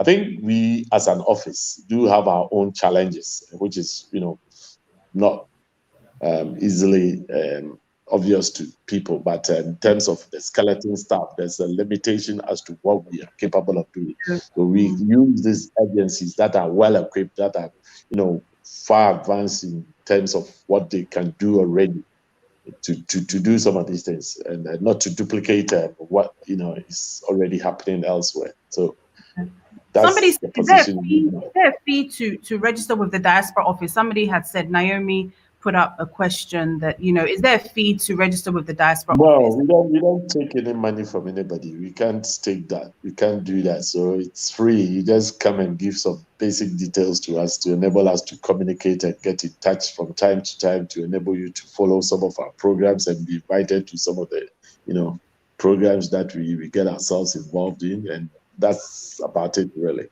Okay, I'll just go over to Cynthia Coco. In terms of your law firm, I know you do banking and finance, corporate and commercial law, energy, oil and gas, and infrastructure.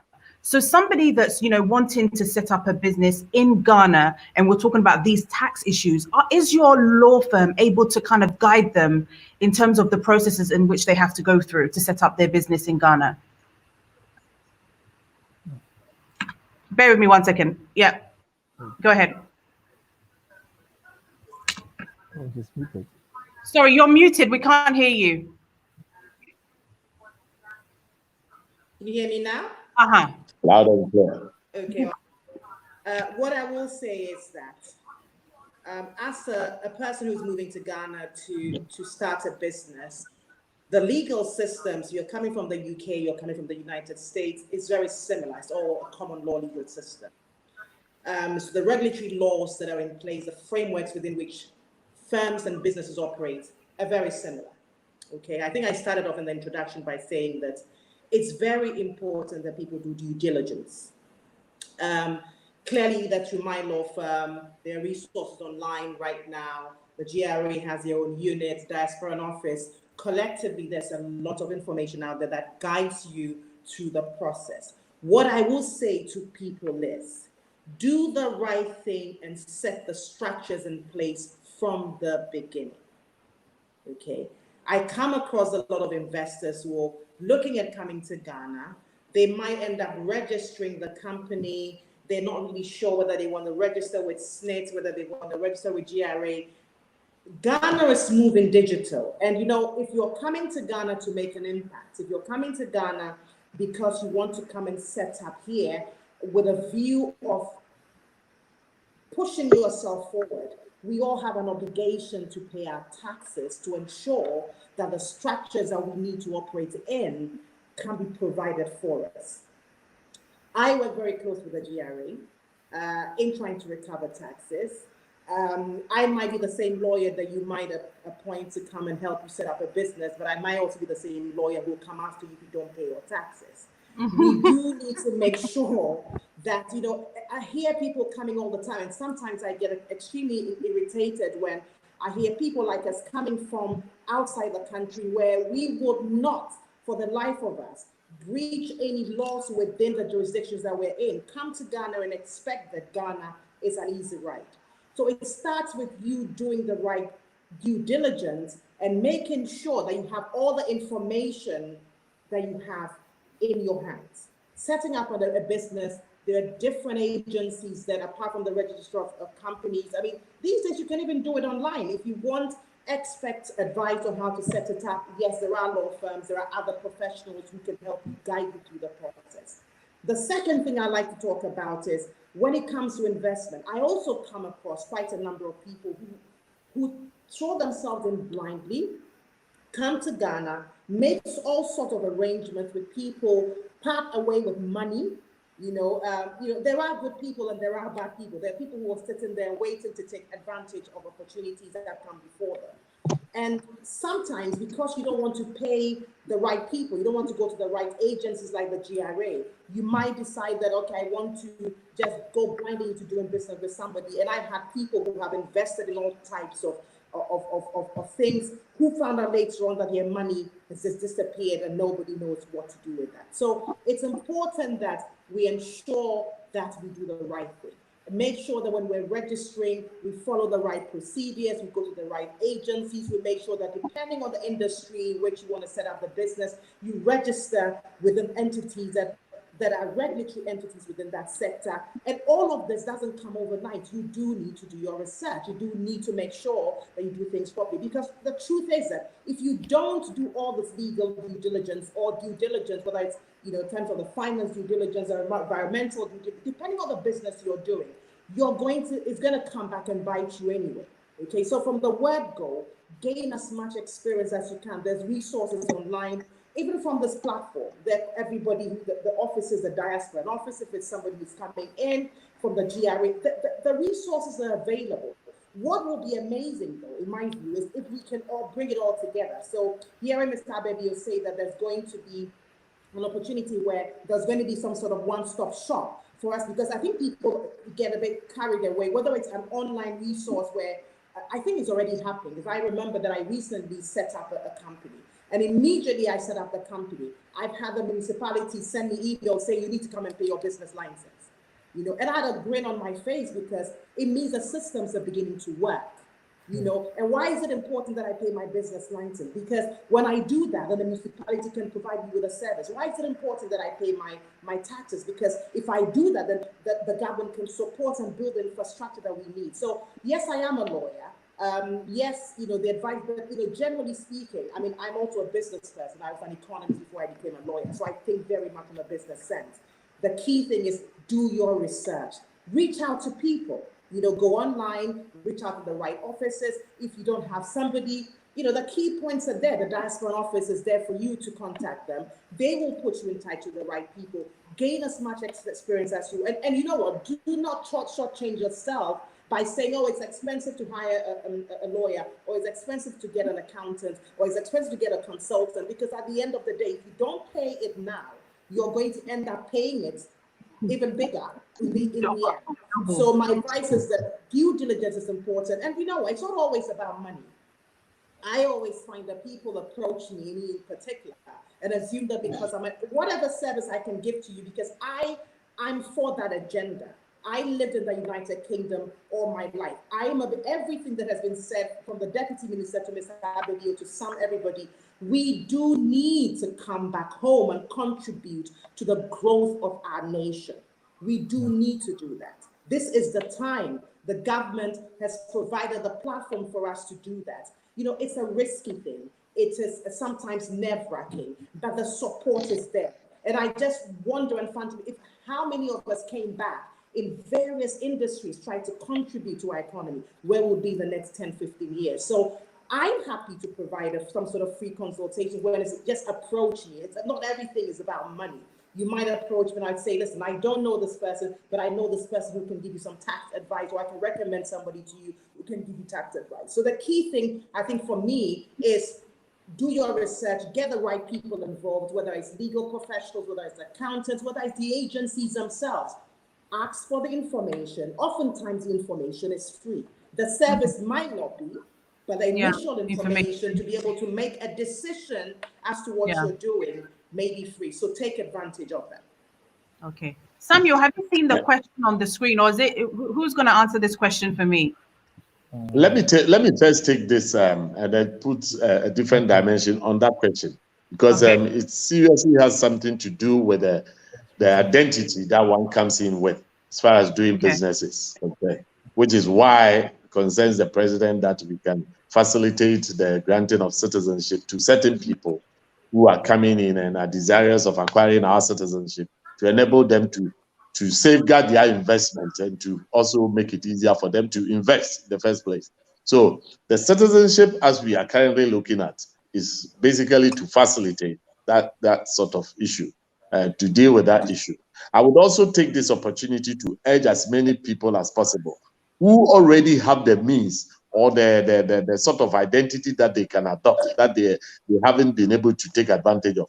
There are so many people from the diaspora who haven't acquired citizenship, especially that generation that we belong to, that recent migrant Ghanaians who have migrated outside. They forget to realize that where the dual citizenship allows for it, they still are Ghanaians, and yet they wouldn't have the Ghanaian passport, they wouldn't have the Ghanaian identity cards, etc. When they come home, I will urge them to get these cards or even acquire them before they come, which basically allows them to then, do whatever any Ghanaian can do when they are here to do business. And for those who are coming in as, trying to register first-time Ghanaians, to quickly take advantage of their citizenship as we are looking at to facilitate whatever they want to do. But I realize that, a lot of people, you'll be amazed that you find a typical Ghanaian, who has acquired, say, British citizenship or American citizenship, going through customs control and being flagged down to say, oh, you are not Ghanaian and you have to pay so much. And yet, all they needed to acquire was either to, register as a dual citizen or acquire a Ghanaian passport. And it allows you to go through immigration to say, oh, in addition to this, I've got this. And then there you go. Okay. In addition to that, in addition to that, our laws are in whether you are a resident or non-resident. You see, if you are a resident, the rates applied. You are taxed on a well. If you are a resident, you are taxed on a worldwide system. But if you are non-resident, then it's only the money that you drive to accrue in Ghana. That is, the sole jurisdiction becomes any money in Ghana. But if there are a lot of Indians, the Banistas who are here in Ghana, once you set up a company here and you stay here beyond 183 days, then you become a resident. So the law applies normally. You won't discriminate as to where you are coming from. Once you stay in Ghana for more than 183 days, then you are a resident. So you have that advantage of, so if you are not somebody who just stay there and work here, but you are here for most of the time, we don't have a problem with you. We will not discriminate that you are diaspora and you are this. No. You are a resident and you must pay tax as a normal resident. But if you stay outside or you have a business, then you must have a PE, a permanent office. That also, then if you have a permanent office, you are still a resident. Even if you're outside the country and you have a permanent, what you call a PE, establishment here, like a liaison office in Ghana, then we still consider you as a resident. Otherwise, you must stay in Ghana for that number of time. Then, so we don't discriminate between who is a diasporan, who is a Ghanaian. Ours, whether you're a resident or you are non-resident, that's it. Okay, all right. Can you answer the question on the screen? That's what I'm talking about. Okay. If you are a resident in Ghana, the law applies to you as a resident in Ghana. When you are non-resident, the law applies differently. That's the difference. Okay. So Dominic, how do you apply for a resident permit? How does that work?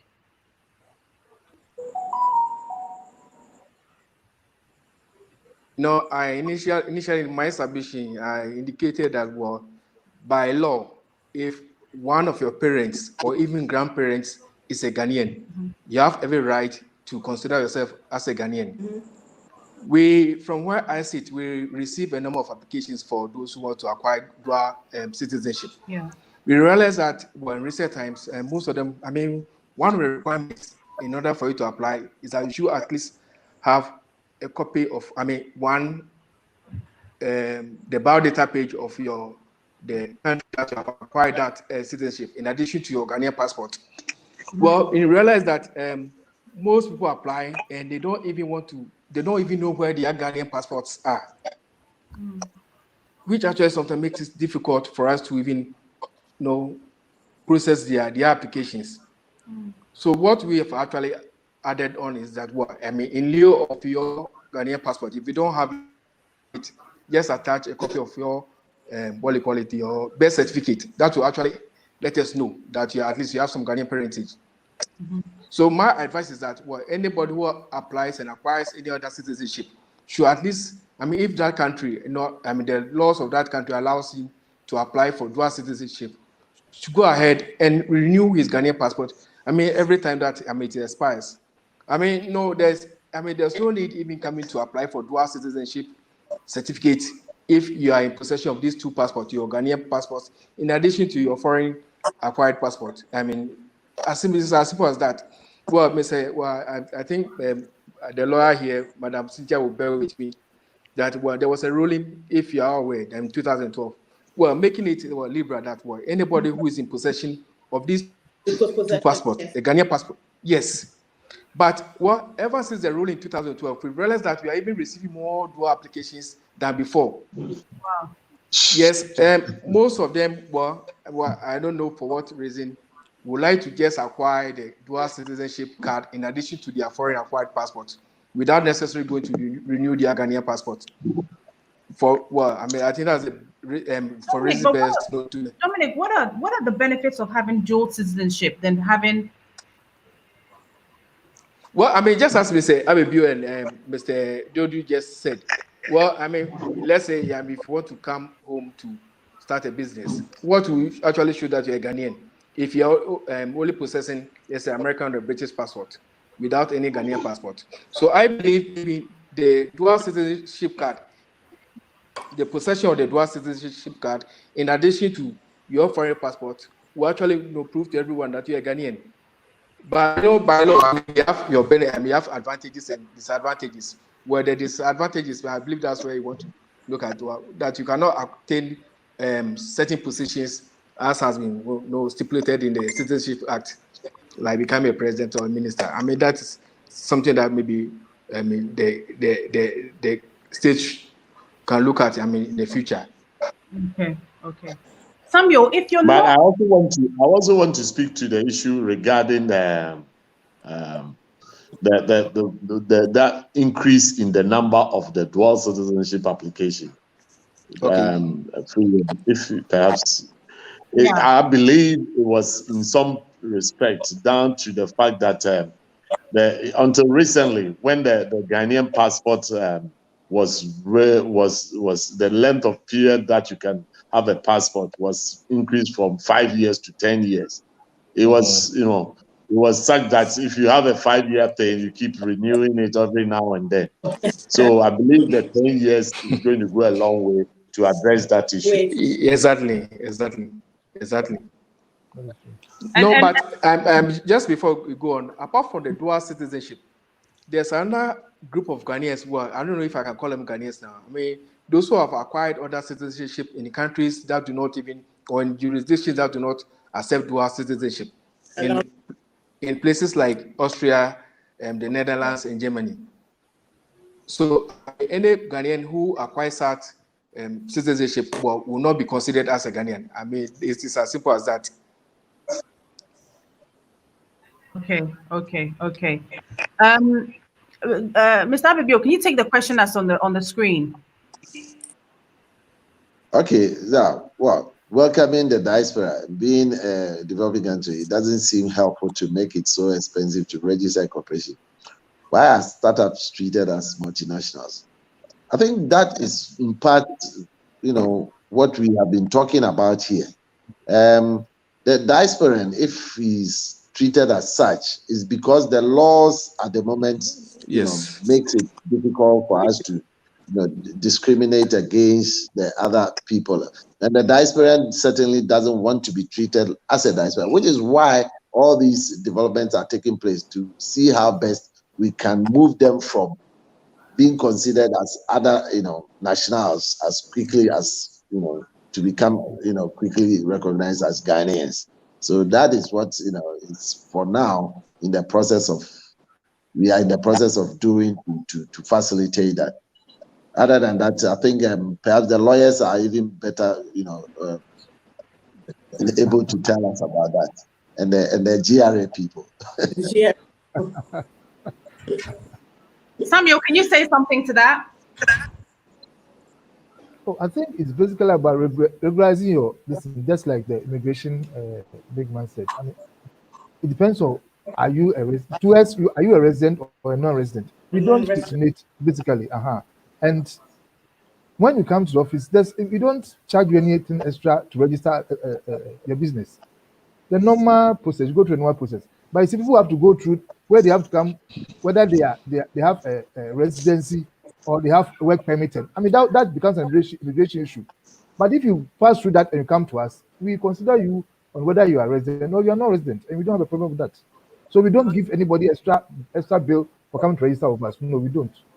Okay. What about if you're coming in as a foreigner? Are there benefits of setting up a business and taxes? What did the foreigners have to pay?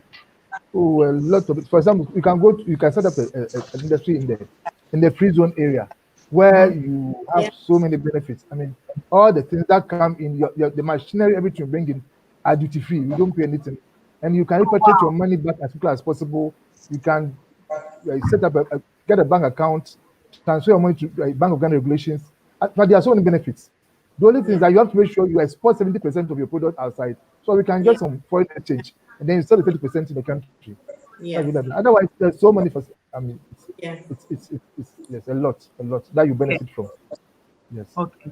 How can those in the UK acquire our citizenship card apart from our passports?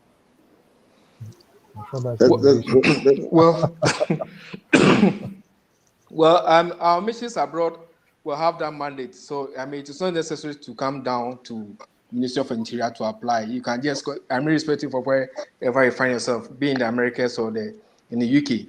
Just get to embassies or high commissions to start the process.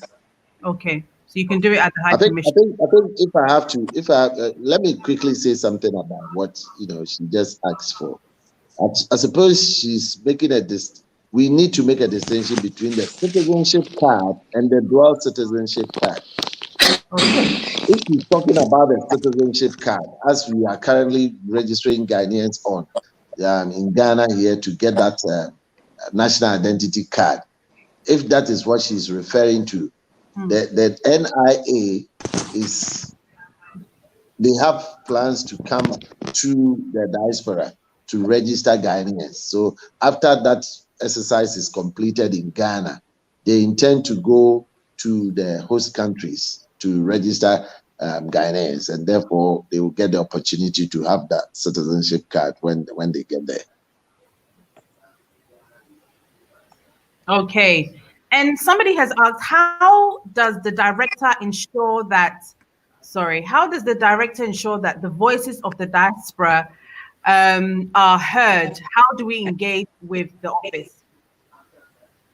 Well, most people would either come to the office themselves, or they, phone or send emails and contact us via the various media that is available to them. I think others would also have the opportunity of interacting with us every time we visit or we undertake some of the engagement exercises that we have been doing. I think for those in Europe, they've been getting frequent visits to us. I must also add that we work closely with the Foreign Affairs, and in every embassy there is a diaspora officer. So that is your first and immediate port of call. If you need to get in touch, if you have any issue, ambassadors and all the people are there to help the people in the diaspora to liaise with governments. So that is if you don't have the opportunity to get in touch directly, you have that opportunity to get in touch through the embassies, through the diaspora offices, and then that would also enable you to raise Dominic, the issues that concern you. Dominic, can you answer the question on the screen? Hello? Yeah, can you see the question on the screen? Yes, well,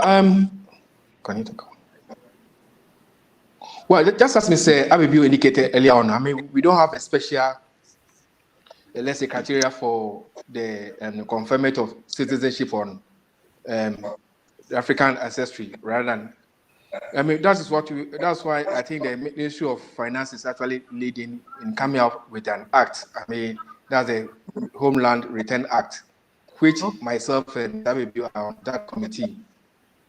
So until that is done, well, I mean, there's no legal framework, I mean, to actually consider them. Okay, at the moment, but it's something that you're working on. Where can we outside Ghana get to buy trade with the diaspora bond which was introduced by the government? I think Marcy, is something that you've been working on with the Ministry of Finance, right? The bond. The diaspora bond. We did advise on the sovereign bond. Yes, that's one of the things that we've done. I think the first point of call, as Mr. Abibu said, is to go to the nearest Ghanaian High Commission. There's a trade and investment desk at every High Commission that you can get that information from. I mean, failing that, of course, the Ministry of Finance will be a resource. But I think the first point of call to the trade and investment desk, or the trade attaché, as they're called, of the Ghana High Commission, to be able to give you credible information on how to access all of these. Okay, awesome. And then, hi. When it comes to trade, yes. Okay. Hi, Denta. Hi, Ms. Abibu. Do you promote employment opportunities for the diaspora in order to apply? Is there any platforms as such? Well, I think when the question of platforms is not something that, as a government agency, we have provided for. I think most people would have to come through the established agencies like GUBA, facilitation for employment. There are others as well, like Lexi and others who are dedicated to, linking the people in the diaspora with some of the recruitment agencies in Ghana here for the purposes of getting employment. But on the government side, I think what we have been involved in tends to be rather more to do with government appointees, and therefore, it tends to be a little bit different from what the normal person would expect from us. We tend to basically, have a view as to what recommendations have been made and whether, we are familiar with those people coming from the diaspora, basically adding a voice to their applications to say that, yes, we know these people, in some capacities and so forth. That is the basic thing that we can do. But there are agencies, like I've said, that are Guba Career, Lexi, opportunities for people to come to Ghana, etc. There are several of them that we can share that information with for those that are keen to be employed in Ghana. I think it's also fair to say that as far as employment is concerned, one has to be familiar with the fact that employment is a big issue in Ghana. Even for those living here, there are very few opportunities. But that is not to say if you are coming from the diaspora, you cannot be competitive. You are competitive in respect of some of the work practices and the work culture that you come with. And some employers are looking out for that. So, when you're vying with the ordinary Ghanaian in respect of, some job, you do have the advantage, and that you could seriously be considered. And I would urge all to go through some of these normalized routes as well, to get the jobs that they are looking for. All right. Well, just to come back to the same question. Hello?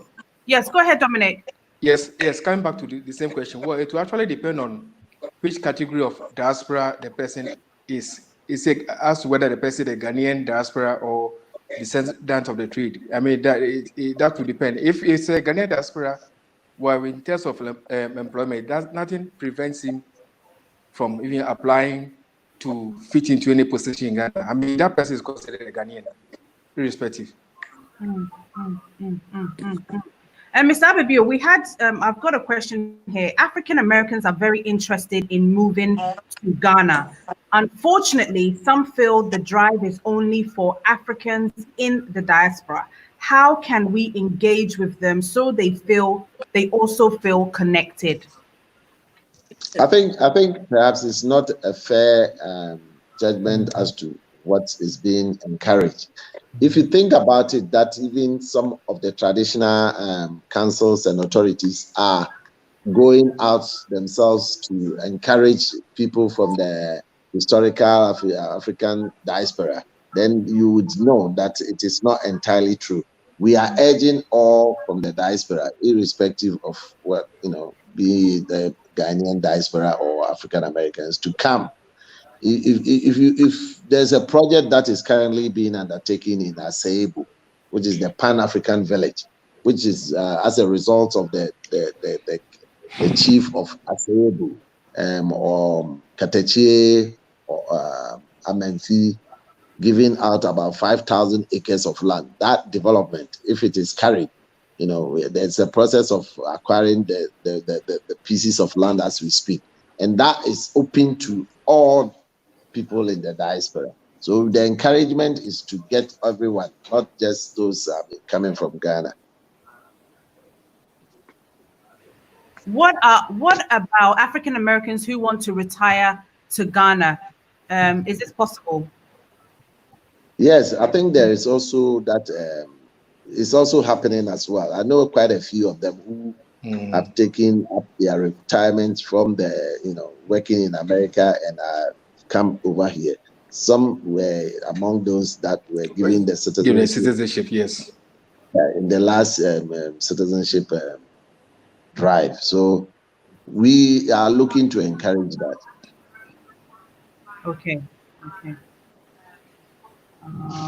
Let's see. I'm just taking a round of questions and we're going to wrap up. Let's see.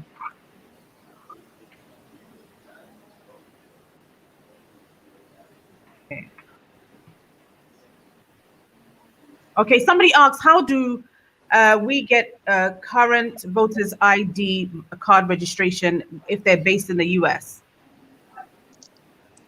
I think in view of what Convi has come to do to the whole world, it's a very difficult one to ask for. At the moment, the only registrations that I know is taking place in Ghana. And therefore, one has to be in Ghana to be able to register. The electoral commissioner, which is an independent authority, would be able to tell us exactly what plans they have. I'm assuming that given that there's the time frame is going to be tight, I don't think it is most likely that they can register people in the diaspora. There is a number of people, there are quite a few people who were coming down to register every time we had elections coming up in Ghana. And all those people I know are expressing the desire to be registered irrespective of the restrictions that have been imposed on us. And unfortunately, we've been dealing with them, the electoral commissioner. We've been advocating for these people to be given that opportunity, and they are yet to come up with the modalities that clearly enable those people to register. So until they come out clearly with those guidelines, we are not in any position to assure those who are looking to get their voter registration card who are living outside Ghana that this is going to happen. Okay. If an African American owns a property in Ghana, would that increase the likelihood of getting citizenship? Yes. Well, okay. I'm saying yes because per our laws, one of the major requirement for the granting of citizenship is that the person should be in a position to be contributing to Ghana's economy. So, well, if the person has properties here and has actually lived here for some period of time, well, that actually opens the way for him to be considered for the granting of Ghanaian citizenship. And how much is the property? Obviously, there must be levels of the property. It can't be there needs to be, what is the amount of investment that one needs? It depends. It's not contributing to Ghana's economy. Not owning property. The person could be maybe a medical doctor. Well, we actually need such professions here in Ghana. So if even he's ready to even bring his expertise to bear on the country, and that would be his contribution. Okay. Not necessarily even owning properties. Okay. Mr. Abibio, can you take this question? The land acquisition. That's a big one. The average Ghanaian here is struggling with the land issues. And I suppose that is even worse for the diasporian. And I know with this government's program of digitization, we are making some progress. At least we are bringing some sanity in the process of registration of land, registration of property, and everything that deals with land acquisition. So in the course of time, I think very soon it will be so obvious for people. And this is not just about that land registration, but it fits into an overall scheme of government program, which is basically the registration of properties and the addressing systems that we have. And of course, some land, property laws that have to be touched here and there. But I know work is in the process. It is not just something that is going to be done purposely for diasporians. So far, that's how I see it. But in general, to make sure that the land acquisition process in the country should be such that anybody would take advantage of it, including the people from the diaspora. Okay. Someone says, how do I apply to get some of the land given away? There is no land that is being given away. I think that is. I'm glad I'm getting this opportunity to really say something about it. Unfortunately, we are aware that within the diaspora community, there's that information going around that land is being given away. I think that would be rather unfair to the average Ghanaian who lives in Ghana here, who doesn't have land available to him for free. We are working on getting people the Ghanaian citizenship or encouraging them to come to Ghana and live as Ghanaians, live with the rules and regulations and the opportunities that are available to the average Ghanaian. And that includes, also going for land as well, if you have the right requirements to get a land. Okay, I want to set up an audio visual company in GH, but the duty on the equipment is almost 48%. Is there any help for some of us in the diaspora looking to set up in Ghana? GRA, would you like to take this? Or the lawyer, please.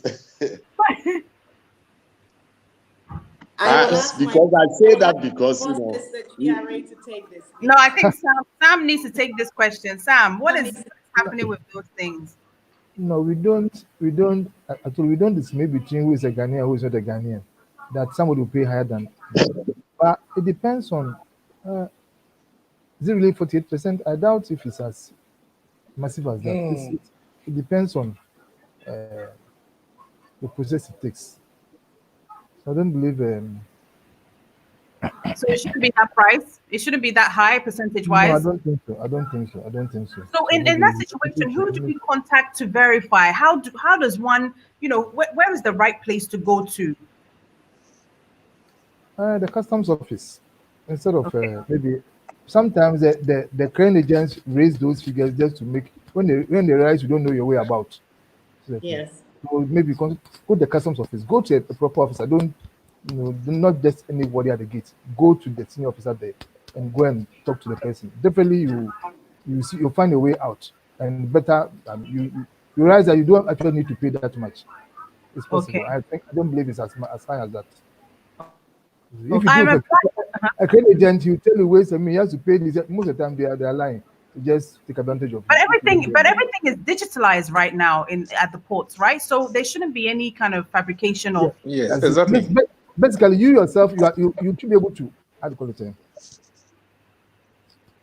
Ascertain this information. Do your declaration. Ascertain information from the customs office. Do your declaration and pay, and then go and clear your goods. You don't need a clearing agent, but most people rely on clearing agents because they don't see their way about, and they end up loading up so much things on them. You see, so that's why I say go to a customs officer, go to the most senior officer there, and he will help you. Definitely help you out of that. It's better that way than. Okay, I'm a Black African American who recently moved to Ghana in 2019. How can I share my cybersecurity skills with women in Ghana? I reached out to the MP, but with no avail. I have over 20 years in tech experience.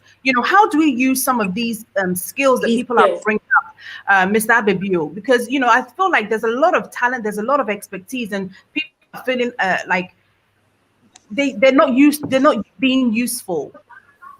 Well, I mean, before Mr. Abebio comes in, I mean, I would like to indicate that, cybersecurity issues in this country, fall under the Ministry of Communication. They have a presidential advisor on cybersecurity issues as well. So I believe if she wants to actually help, the only institution or the office that she can contact is the Ministry of Communication rather than maybe going to see an MP. Yes, I think that is a very good advice. In addition, I think it's also fair to say that looking for employment, looking for playing a role in Ghana is also similar to anywhere where you have to make sure that you get the right network of people to associate with. That facilitates whatever you are looking for. So, for instance, now that you are here since 2019, you would have to be in the right sort of company, associating with the right sort of people. Unfortunately, in Ghana here, most of the jobs that are going are not advertised for you to know that this is going here or there.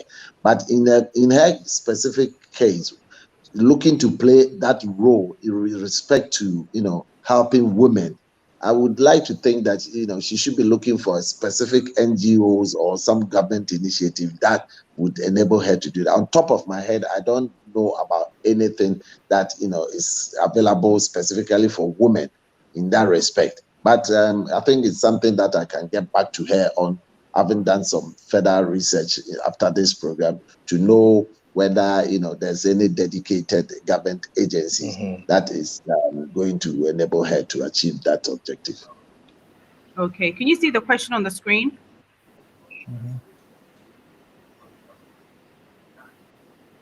So with their experience and expertise, which businesses in Ghana would they recommend people in the diaspora consider getting into? I think this. Well, I believe that was very difficult for. I think this question can be well answered by the Ministry of Employment and Labor Relations. Because I believe they will have the statistics. Yes. Okay, somebody says, I'm an accountant by trade. Do I need to go through additional certification or education when I come home? Well, I can say this because with an accountant degree or with accountancy profession, you need to know whether it is accepted by the accountancy certification board in Ghana, which is, I think, the ACCA or GA. What's it called in Ghana here? Institute of Chartered Accountants Ghana. So you need to come to. You need to go to but I also realize that some people can get accountancy roles even when they are not chartered in Ghana here, isn't it? Yeah, but the institution set up by law to regulate the accountancy profession is the Institute of Chartered Accountants Ghana. So when you come from outside, you need to go and see them for them to regularize it. For some people, or something, you have to regularize it for you to practice as an accountant in Ghana. Just like the law, I mean, if you go and do like the law, yes. You need to go and see the Ghana law for them to regularize your this. Maybe you take 1 or 2 papers, then you can become a lawyer in Ghana, practice law in Ghana. Similarly, taxation is the same thing. You need to see the Challenge of Taxation Ghana for them to do that one for you. Or even if you're a doctor, I mean, anything. All the professions still need to see the governing authority for them to help you to streamline your papers so that you can practice in Ghana. Okay. Samuel, why is it so expensive to clear new cars from the harbor? I would have thought it should be cheaper as pollution is less. I think it's rather the old cars which are more expensive to clear, depending on the number of years. So I'm surprised the question. But now there's a new law coming because Ghana is now how do you call it, going to manufacture cars. I mean, assemble cars itself. So a time will come you need to buy the car in Ghana, where it might be lesser because you don't need to pay duties and others. Because the VW has set up a plant now. Toyota, Nissan, what's the Chinese one? Sinotrack or something. They are all trying to set up assembly plants in Ghana here. So I think there's a law that's going to stop people from bringing cars inside. That's what it's promised. But seriously, it's the old cars it costs more than the new cars. Okay. Mr. Abibio, you have a question. And it depends on the value and where it's coming from. Okay, it depends on the value. For any contact to the office, you can contact us with this email address, diaspora.presidency@gmail.com. I know it is something that we shouldn't be doing using our Gmail, address, but that is something that at the moment we are working on. Other than that, you could come through the Diaspora. Mr. Abibio, your one, I just posted this one. Does it? This one, does it not work? This one. Okay. Oh yes, it works. Okay. So people can reach you on that email. Yeah, people can reach us on this one as well. Okay. Yeah. I think there's one that is the info desk one as well. That's we can make available to you to enable them. This one, diaspora.president@gmail.com. Yes. Okay. So it says, someone said, can you ask Abibio about additional diaspora Can you ask Abibio about the additional diaspora who were interviewed on? I think I know what the person is referring. What he's trying to say. Of the 126 who were given citizenship, where the initial list that was presented for citizenship was 252. Out of the 252, some of them were, interviewed, and some did not get the opportunity to attend the interview. So for those who were able to complete the process, it is the 126 that was then given the citizenship. And everything had been done by Interior and by Immigration Service. So the rest are waiting to be processed, and the necessary consultation is taking place in the background between ourselves and Interior. Of course, Interior holds the bank card in making those decisions as to when they are ready, and that's when they can be given. So we are working on it. Mr. Afriye might be able to add to this. Well, I mean, you are right, Mr. Abibio. I mean, at the point of the applicants, actually, we receive a number of that 252, and we cannot just grant them citizenship in vacuum. I mean, without doing any background checks. So a committee was set up, I mean, between Interior and Immigration. So during the vetting, just as Mr. Abibio has actually indicated, those who were made themselves available were those who were actually granted. Though some were available, but they were not. They were actually eliminated. I mean, due to one or two reasons. So okay. So, but Dominic, what is the process? What is the process of citizenship? Is interviews included? References? Like what is the process of citizenship? Look, I mean, if the person is not from the diaspora, I mean, where we normally give them a special dispensation. If any other foreigner wants to acquire Ghanaian citizenship, first of all, he should have, I mean, actually resided or should be residing in the country for more than 7 years. You are supposed to purchase a form at the cost of 6,000 Ghana cedis. I mean, you should be in a position to contribute to the economy. You should be able to speak not fluently, but at least some Ghanaian language. I mean, basically, these are the things that we actually look out for. Oh, so you have to speak some Ghanaian. So yes, you should be able to speak at least one Ghanaian language. Okay. So I mean that is it. That is if you are not married to a Ghanaian. But if you are married to a Ghanaian, that we term it as registration of citizenship. You should have lived in Ghana for more than 5 years at least. I mean, it is easier even from my it's easier even acquiring Ghanaian citizenship through marriage than acquiring it as a foreigner. Okay.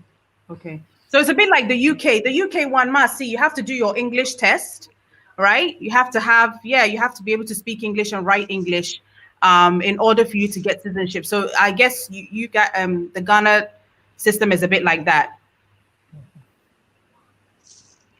Yes.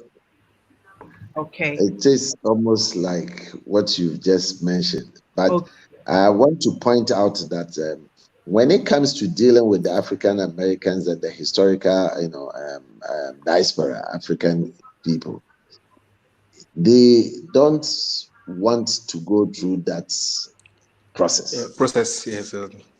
Yes, because they believe that they are part of us. They belong to already. Which is why those people that came to us and we did the advocacy through the Ministry of Foreign Affairs were given citizenship by a special dispensation, as been pointed out by Mr. Free already. That was a discretion by the president to basically give them that citizenship and not take them through those, they didn't have to buy the forms, they didn't have to do the normal things that had to be done under normal circumstances. This is not the first time that such an exercise had been carried. I mean, you go way back when Du Bois and all those people were coming, they were giving Ghanaian citizenship. They didn't have to go through all that. Of course, at that time, we didn't have the right of abode, which only came into being during the time of, I think, President Rawlings, and then effectively became a law under President Kufuor. But essentially, those laid down processes are of no interest to those who are looking for it from the diaspora. They want special treatment, and that is what we advocated for, and that is what they got the last time. And that is what now the president, through this committee, is looking to see how that can be effected, to make it a more formalized process, so that at the end of it all, we will have a clearly defined, should I say, I don't want to use the word humane, but respectable way of dealing with that group of people who are looking for the Ghanaian citizenship. Absolutely. Well, I can't thank my panel enough. It's been nearly 2.5 hours of great information. Yes. Denta, before you go, there's one thing that I also like to raise. I mean, coming from Minister of Interior, we've not read the security points issues here. I mean, I saw some of the messages that people were putting across, but I want to assure them, those who listen to us, that those who have actually not visited Ghana before, or those who have visited and for a very long time, I would like to even indicate that Ghana is peaceful. Our security forces are being, resourced to meet any trouble. So I mean, they have every right. I mean, they shouldn't have any fears to visit Ghana. That is what I would like to indicate. Okay. And then, so I think there was a question by Savi. Somebody says, I mean, what do you think about this question, Mr. Abebu? About the speaking of the Ghanaian language.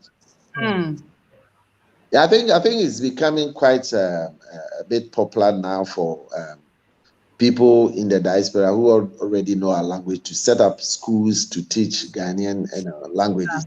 So I would urge those who are in the diaspora to look for these opportunities and take advantage of them to enable them to, really, it's not just about the learning of the language, it's about the culture. If you really intend to come and live with us, if you intend to come and, be part of us, then it is important that you take some opportunity to really know who we are. Look, this issue of moving to Ghana and coming to Ghana and living in Ghana, it shouldn't be taken lightly. I'm glad that in the course of the discussions through the Honorable Minister, the case of education side, how one needs to do the research, etc., have all been played out here. It is important that you come and not be disappointed. You really have to prepare your mind, psyche yourself so that you know what you are coming in for. And it's only fair that you really show the enthusiasm by really starting with perhaps knowing how to express yourself in a basic way. The average Ghanaian, especially for those of us who come from some part of Ghana, we are more comfortable speaking the language that we speak so well, and not jump into this white man's language every now and then. And you have to be able to come and live with us. And that's what people should be looking to do. And I'm glad to say that the diaspora community is taking up this challenge, and they are already providing opportunities. Even in Germany, at the university level, they are learning tree there.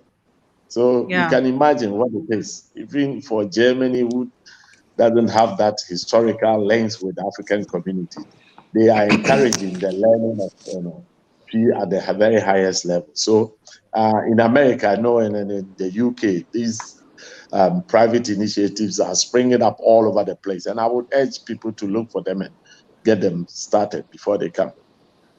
Okay.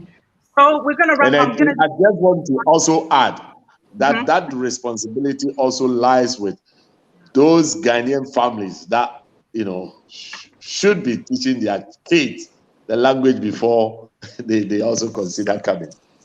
Absolutely. So Mr. Sam, your last word to, entrepreneurs who are looking to set up their business in Ghana, in terms of GRA, just summarize, what they should be looking out for when coming home to Ghana. Oh, there are a lot of rebates, a lot of tax holidays, a lot of location incentives, a lot of relief, so many things available to help you to set up, so you can set up very well and grow your business before we tackle you as tax people. So please come. But what I want to say is that also help in contributing to the nation. 75 years ago, after the Second World War, the whole Europe was in shambles. So a place like Germany was, some of the countries were even worse than Ghana. But they decided to come together to contribute their taxes to make their country, and they turn their countries around. And we go there and we admire them. Now it's our turn. Please come back this way also come and set the businesses here for people to work, to have work to do. Please come, those here and those in diaspora, come and contribute your quota to the nation by paying your taxes, so we can also build a nation. In fact, we have come to individualistic. It doesn't help us. Let's come together, contribute our taxes, develop our infrastructure, and we will have you just enjoy it. And then we have, Ghana is so. I keep on saying Ghana is a geographical miracle. We have so much resources that which we can tap and turn the country around in our lifetime, not after we are born, but in our lifetime, we can turn our country around so that posterity also come enjoy it. Then you go outside, then they respect you. They don't respect you because you are poor. Your country is poor. But Ghana can be turned into a developed country in the next foreseeable future. So please come and contribute to a nation. Whether you are from diaspora or from Ghana, please, let's come together. Let's contribute so much. Pay your taxes. Don't run away from taxes. Help the country. Turn things around. And then we'll enjoy forever. And the posterity will always praise us for what we've done. Thank you very much, and God bless you all. Oh, thank you so much. Thank you so much. I still have the presentation that you did for the Goober careers, and I think that has a lot of information that you've already covered. So you guys can email me or sign up to the ODANA Connect, and we will be able to send you that information that was put together by Samuel. And you have in-depth knowledge about everything that GRA does and the tax rebates and all of that, all of the things that you need to be looking out for. And so I'll go over to Dominic. I know you mentioned about Ghana is safe. What are your last words in terms of this migration, citizenship, and visas? Is there ever going to be an online visa that we can just apply online and quickly come to Ghana? What are your plans for those things? Well, with regards to online visas, this is an initiative which is being spearheaded by Ministry of Foreign Affairs and Ghana Immigration Service. I believe very soon that issue will be resolved and it will be rolled out. So we should expect it. And with respect to other services that we render from the Ministry of Interior with respect to renunciation of Ghanaian citizenship, those who want to apply for Ghanaian citizenship, dual citizenship, we are looking at even going online rather than even processing them manually. So, we'll get there.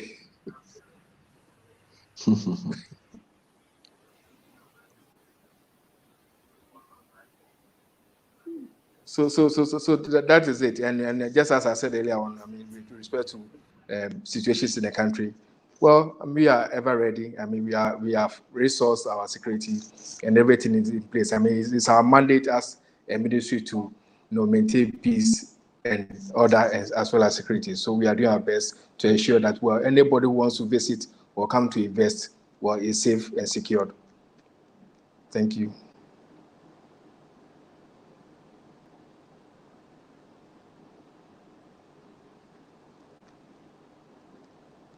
Hello? We can't hear you. Hello? Hello? Hello? Can you hear me? Hi, can you hear me? Sorry, I was on mute. I'm sorry. Okay. Thank you so much, Dominic, for your words and words of encouragement as well. Mr. Abebio, the Director for Diaspora Affairs, what are your last words to the diasporans who are eagerly waiting for the borders to open? Somebody says their bags are packed and they're just waiting for the borders to open so they can enter the motherland. What are your words of encouragement for them? I think perhaps it's also an opportune time, as I'm trying to encourage them, to let them know about the Beyond the Return initiative, which is basically a consolidation of this whole exercise that we undertook in the 2019 to get them to know that they could come to Ghana. The year of the Beyond the Return, which is going to be built on 7 pillars, would soon be made known to the general public, and it would clearly map out how they can interact with us as a country and how they can take advantage of the initiatives that are in place to really, really feel Ghana, eat Ghana, wear Ghana, and do all the things and belong to Ghana as well and become citizens. So that is all going to be unrolled with the activities that will come under the beyond the return. That was launched somewhere in the year earlier in the year, but because of COVID, some of our initiatives have been, overshadowed, and we have been hindered by, not going forward as fast as we want to and consolidate the gains that were made in 2019. But despite the closures, we are looking to see how, given the new norm, the normal way of the new norm, which is how the new to norm. do things in this the new norm, we should be looking to see how we can do something all the same. So yes, plans are far advanced, and soon people will be hearing from us.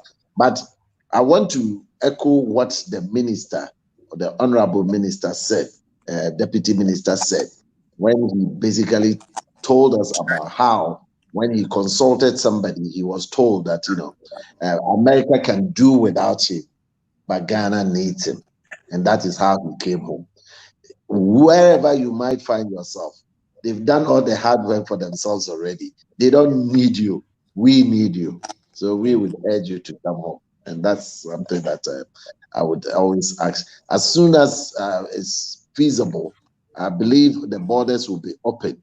Those who are looking for us to open quickly should realize that when it comes to border closure, it makes it's of no use if you open your border and other people haven't opened their border. Right now, if you want to go to UK, for instance, UK is saying that you can't come to Ghana from UK. America's borders are closed. Our borders are closed. Our border between us and Togo have closed their border. We've closed our border. So it needs that uniform, working together to arrive at when it is reasonable to have all these borders open again, and we will certainly take advantage when the time comes. Thank you. Okay. Thank you, Mr. Abibio. And I want to applaud you for your hard work and everything as our chairman for the year of return. I give a lot of credit. I mean, I had the opportunity of working with you, and you led us to the success that the year of return had. I know there was a team of us, but you played a pivotal role as our chairman, and you made sure that the year of return was a success. And I know that, as you're going to be a chair again for the Beyond the Return, it's going to be another massive year for us once we start when the borders open. And so congratulations on everything that you have done for the diaspora. Somebody messaged me and said, oh, that man, he's so nice, he's open, and he's ready to work and ready to make an impact. And so I just want to share that with you, and I want to congratulate you for everything that you did for the year of return and what you're about to do for the Beyond. Thank you, and thank you for the cooperation. Thank you so much, Ms. Abibio. Thank you. And last but not least, I started with her and I'll end with her. Marcy, as I call her. Marcy, listen, there are, what I want to, your final word is, do you think the mindset of the people in the diaspora and the mindset of the people in Ghana, do you think that the people in Ghana are actually ready to accept us from the diaspora? I believe so. I really believe so. But what I will want to say to people in the diaspora is that when you're coming to Ghana, you need to be very realistic, and your expectations must be pitched well. A lot of us assume that because we've lived in the West, we have all this experience, we have more of a defined structure. We come to Ghana, and everything that happens in Ghana, or the people that are in Ghana, or at least I had that impression when I started, don't know too much. I always say,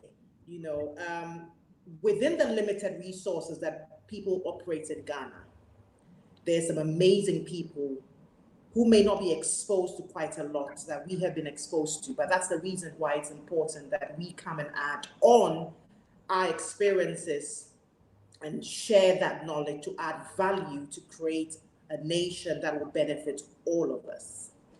So we have to ensure that when we're coming in, we're not coming in with a preconceived idea of how things ought to happen here. And what I often see happening all the time is people asking, oh, things don't work like this in Ghana. Well, in the UK it happened like this, and in the US it works like that.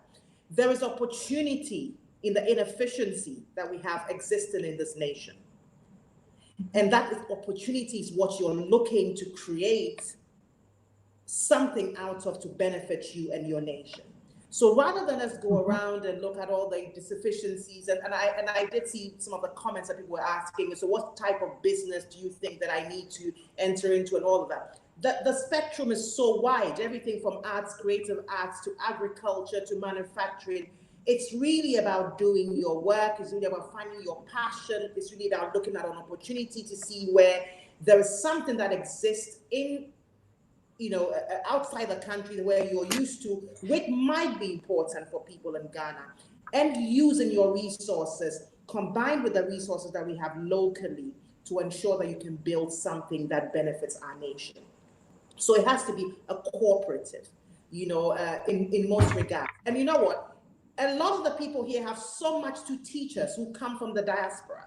I have had experiences, even in terms of the cultural experiences and the way we think. And rather than have to say, oh, we think this way and your mind is that, if we could all work together with the people who are on the ground, that's the only way we can make impact. So we need to be broad-minded. There is opportunity. I'll tell you that I've done it. My children still live in the UK, but I'm here. And from my own little corner, my approach was come to Ghana, set up a law firm, try and equip and empower young lawyers, females into law, who can create law firms that in the next 10 years, when we have major infrastructure projects, we're not looking to just look at the top international firms to come and provide advice to us in our nation. We should be able to use our legal skills. So you have other skills, could be teaching, could be nursing, could be recycling, could be something.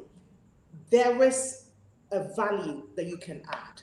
But once you identify that, that's when the work really begins. What you need to do is to research, speak to people, and don't get me wrong, you're gonna get people who are going to say, no, don't do it, it wouldn't work. You need those people too.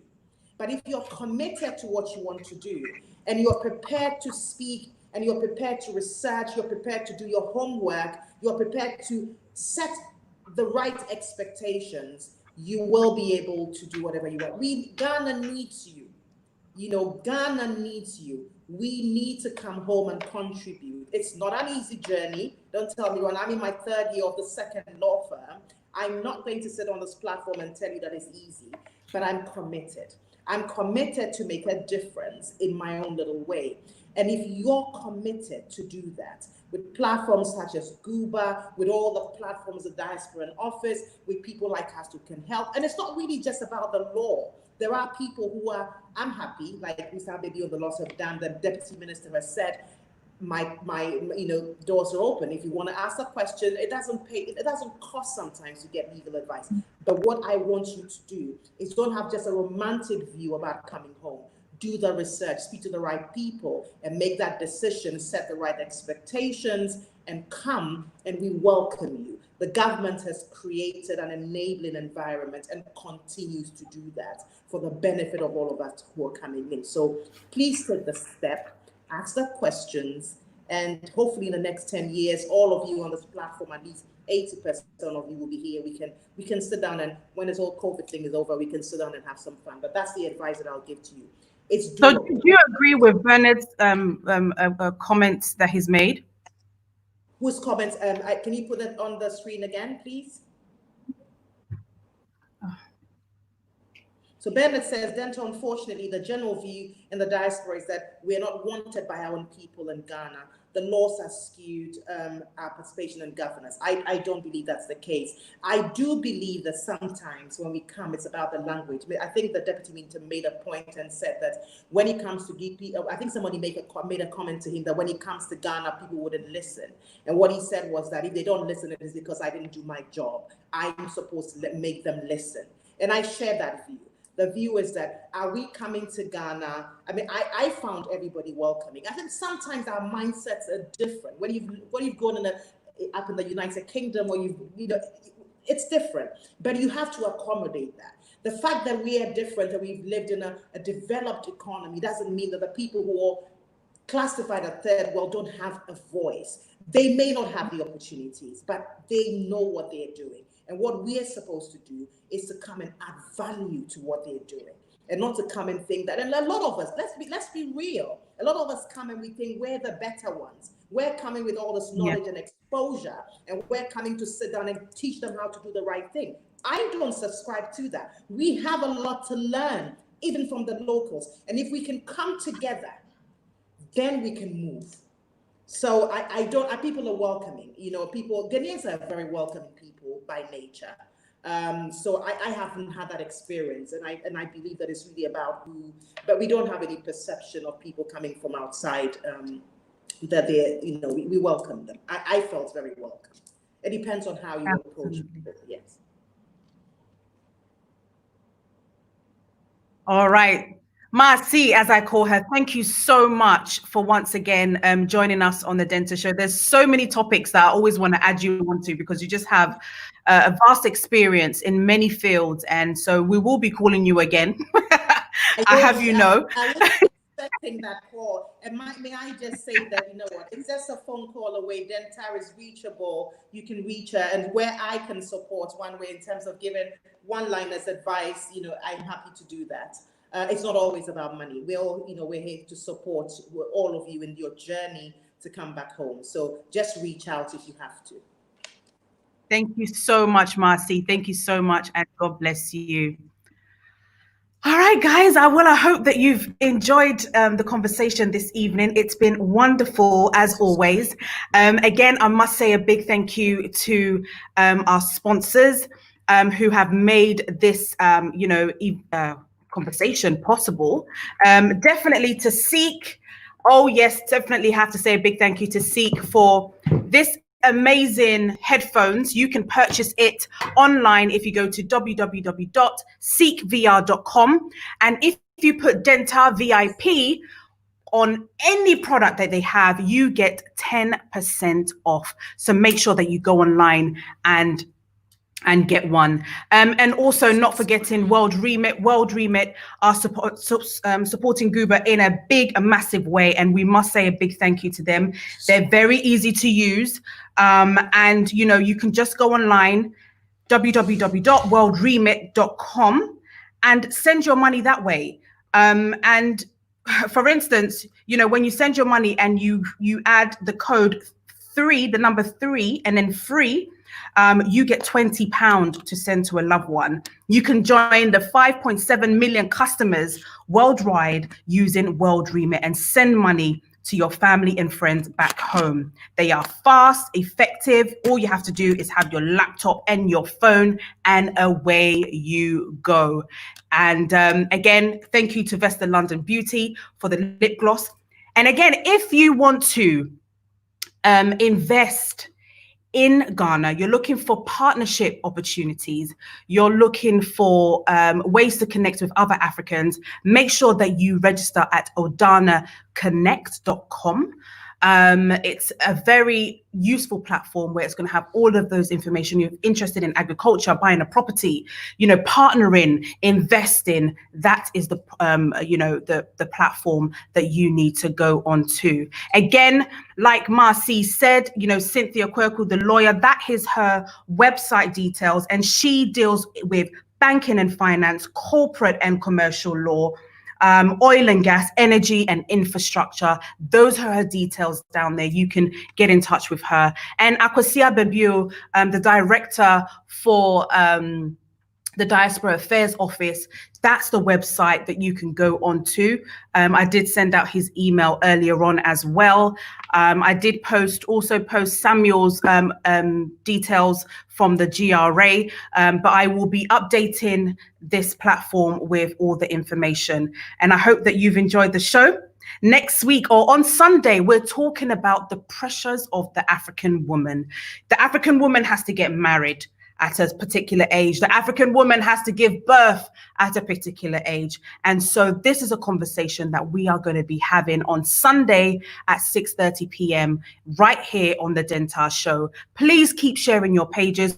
Please keep liking your pages, and we will be having these conversations as well. Then following week, next week, Thursday, we're talking about investment opportunities. We're talking about bonds, all of this information that people are requesting in, we'll be having that information as well. If you know, there's not going to be everybody that's going to move back home to Ghana, but some of you are going to just invest. And so we're bringing you the investment opportunities from GIPC. So the CEO of GIPC will be on the platform as well. So make sure that you join us. We're going to have banks who are going to tell us about the bonds that they have for people in the diaspora that you can invest and, you know, turn over your money, just turn over your money. And yeah, so that's it from me this week. Yes, Alfred says very informative and great. And I hope that, Alfred, you've been able to share your page with your loved one. So if you haven't already done so, please do so. And, you know, share your pages. Let somebody know about the Denta Show. I hope you've watched Nana Mike Brown's show that's on the platform as well. And a big thank you to the Denta Show team, Naomi, Pearl, Cassie, and Chrissy. You know, we've had a lot of people watching tonight, and I'm sure we're going to have more on Sunday as well. May God bless you all. Thank you so much. Medasi Bebre, Medasi P. You know, make sure that you do learn the Ghanaian language. There are many platforms that you can learn the Ghanaian language. I will share that with you also. And so, you know, be an inspiration to somebody else. Make sure that you share your pages. And I will see you next time, same place next week. God bless.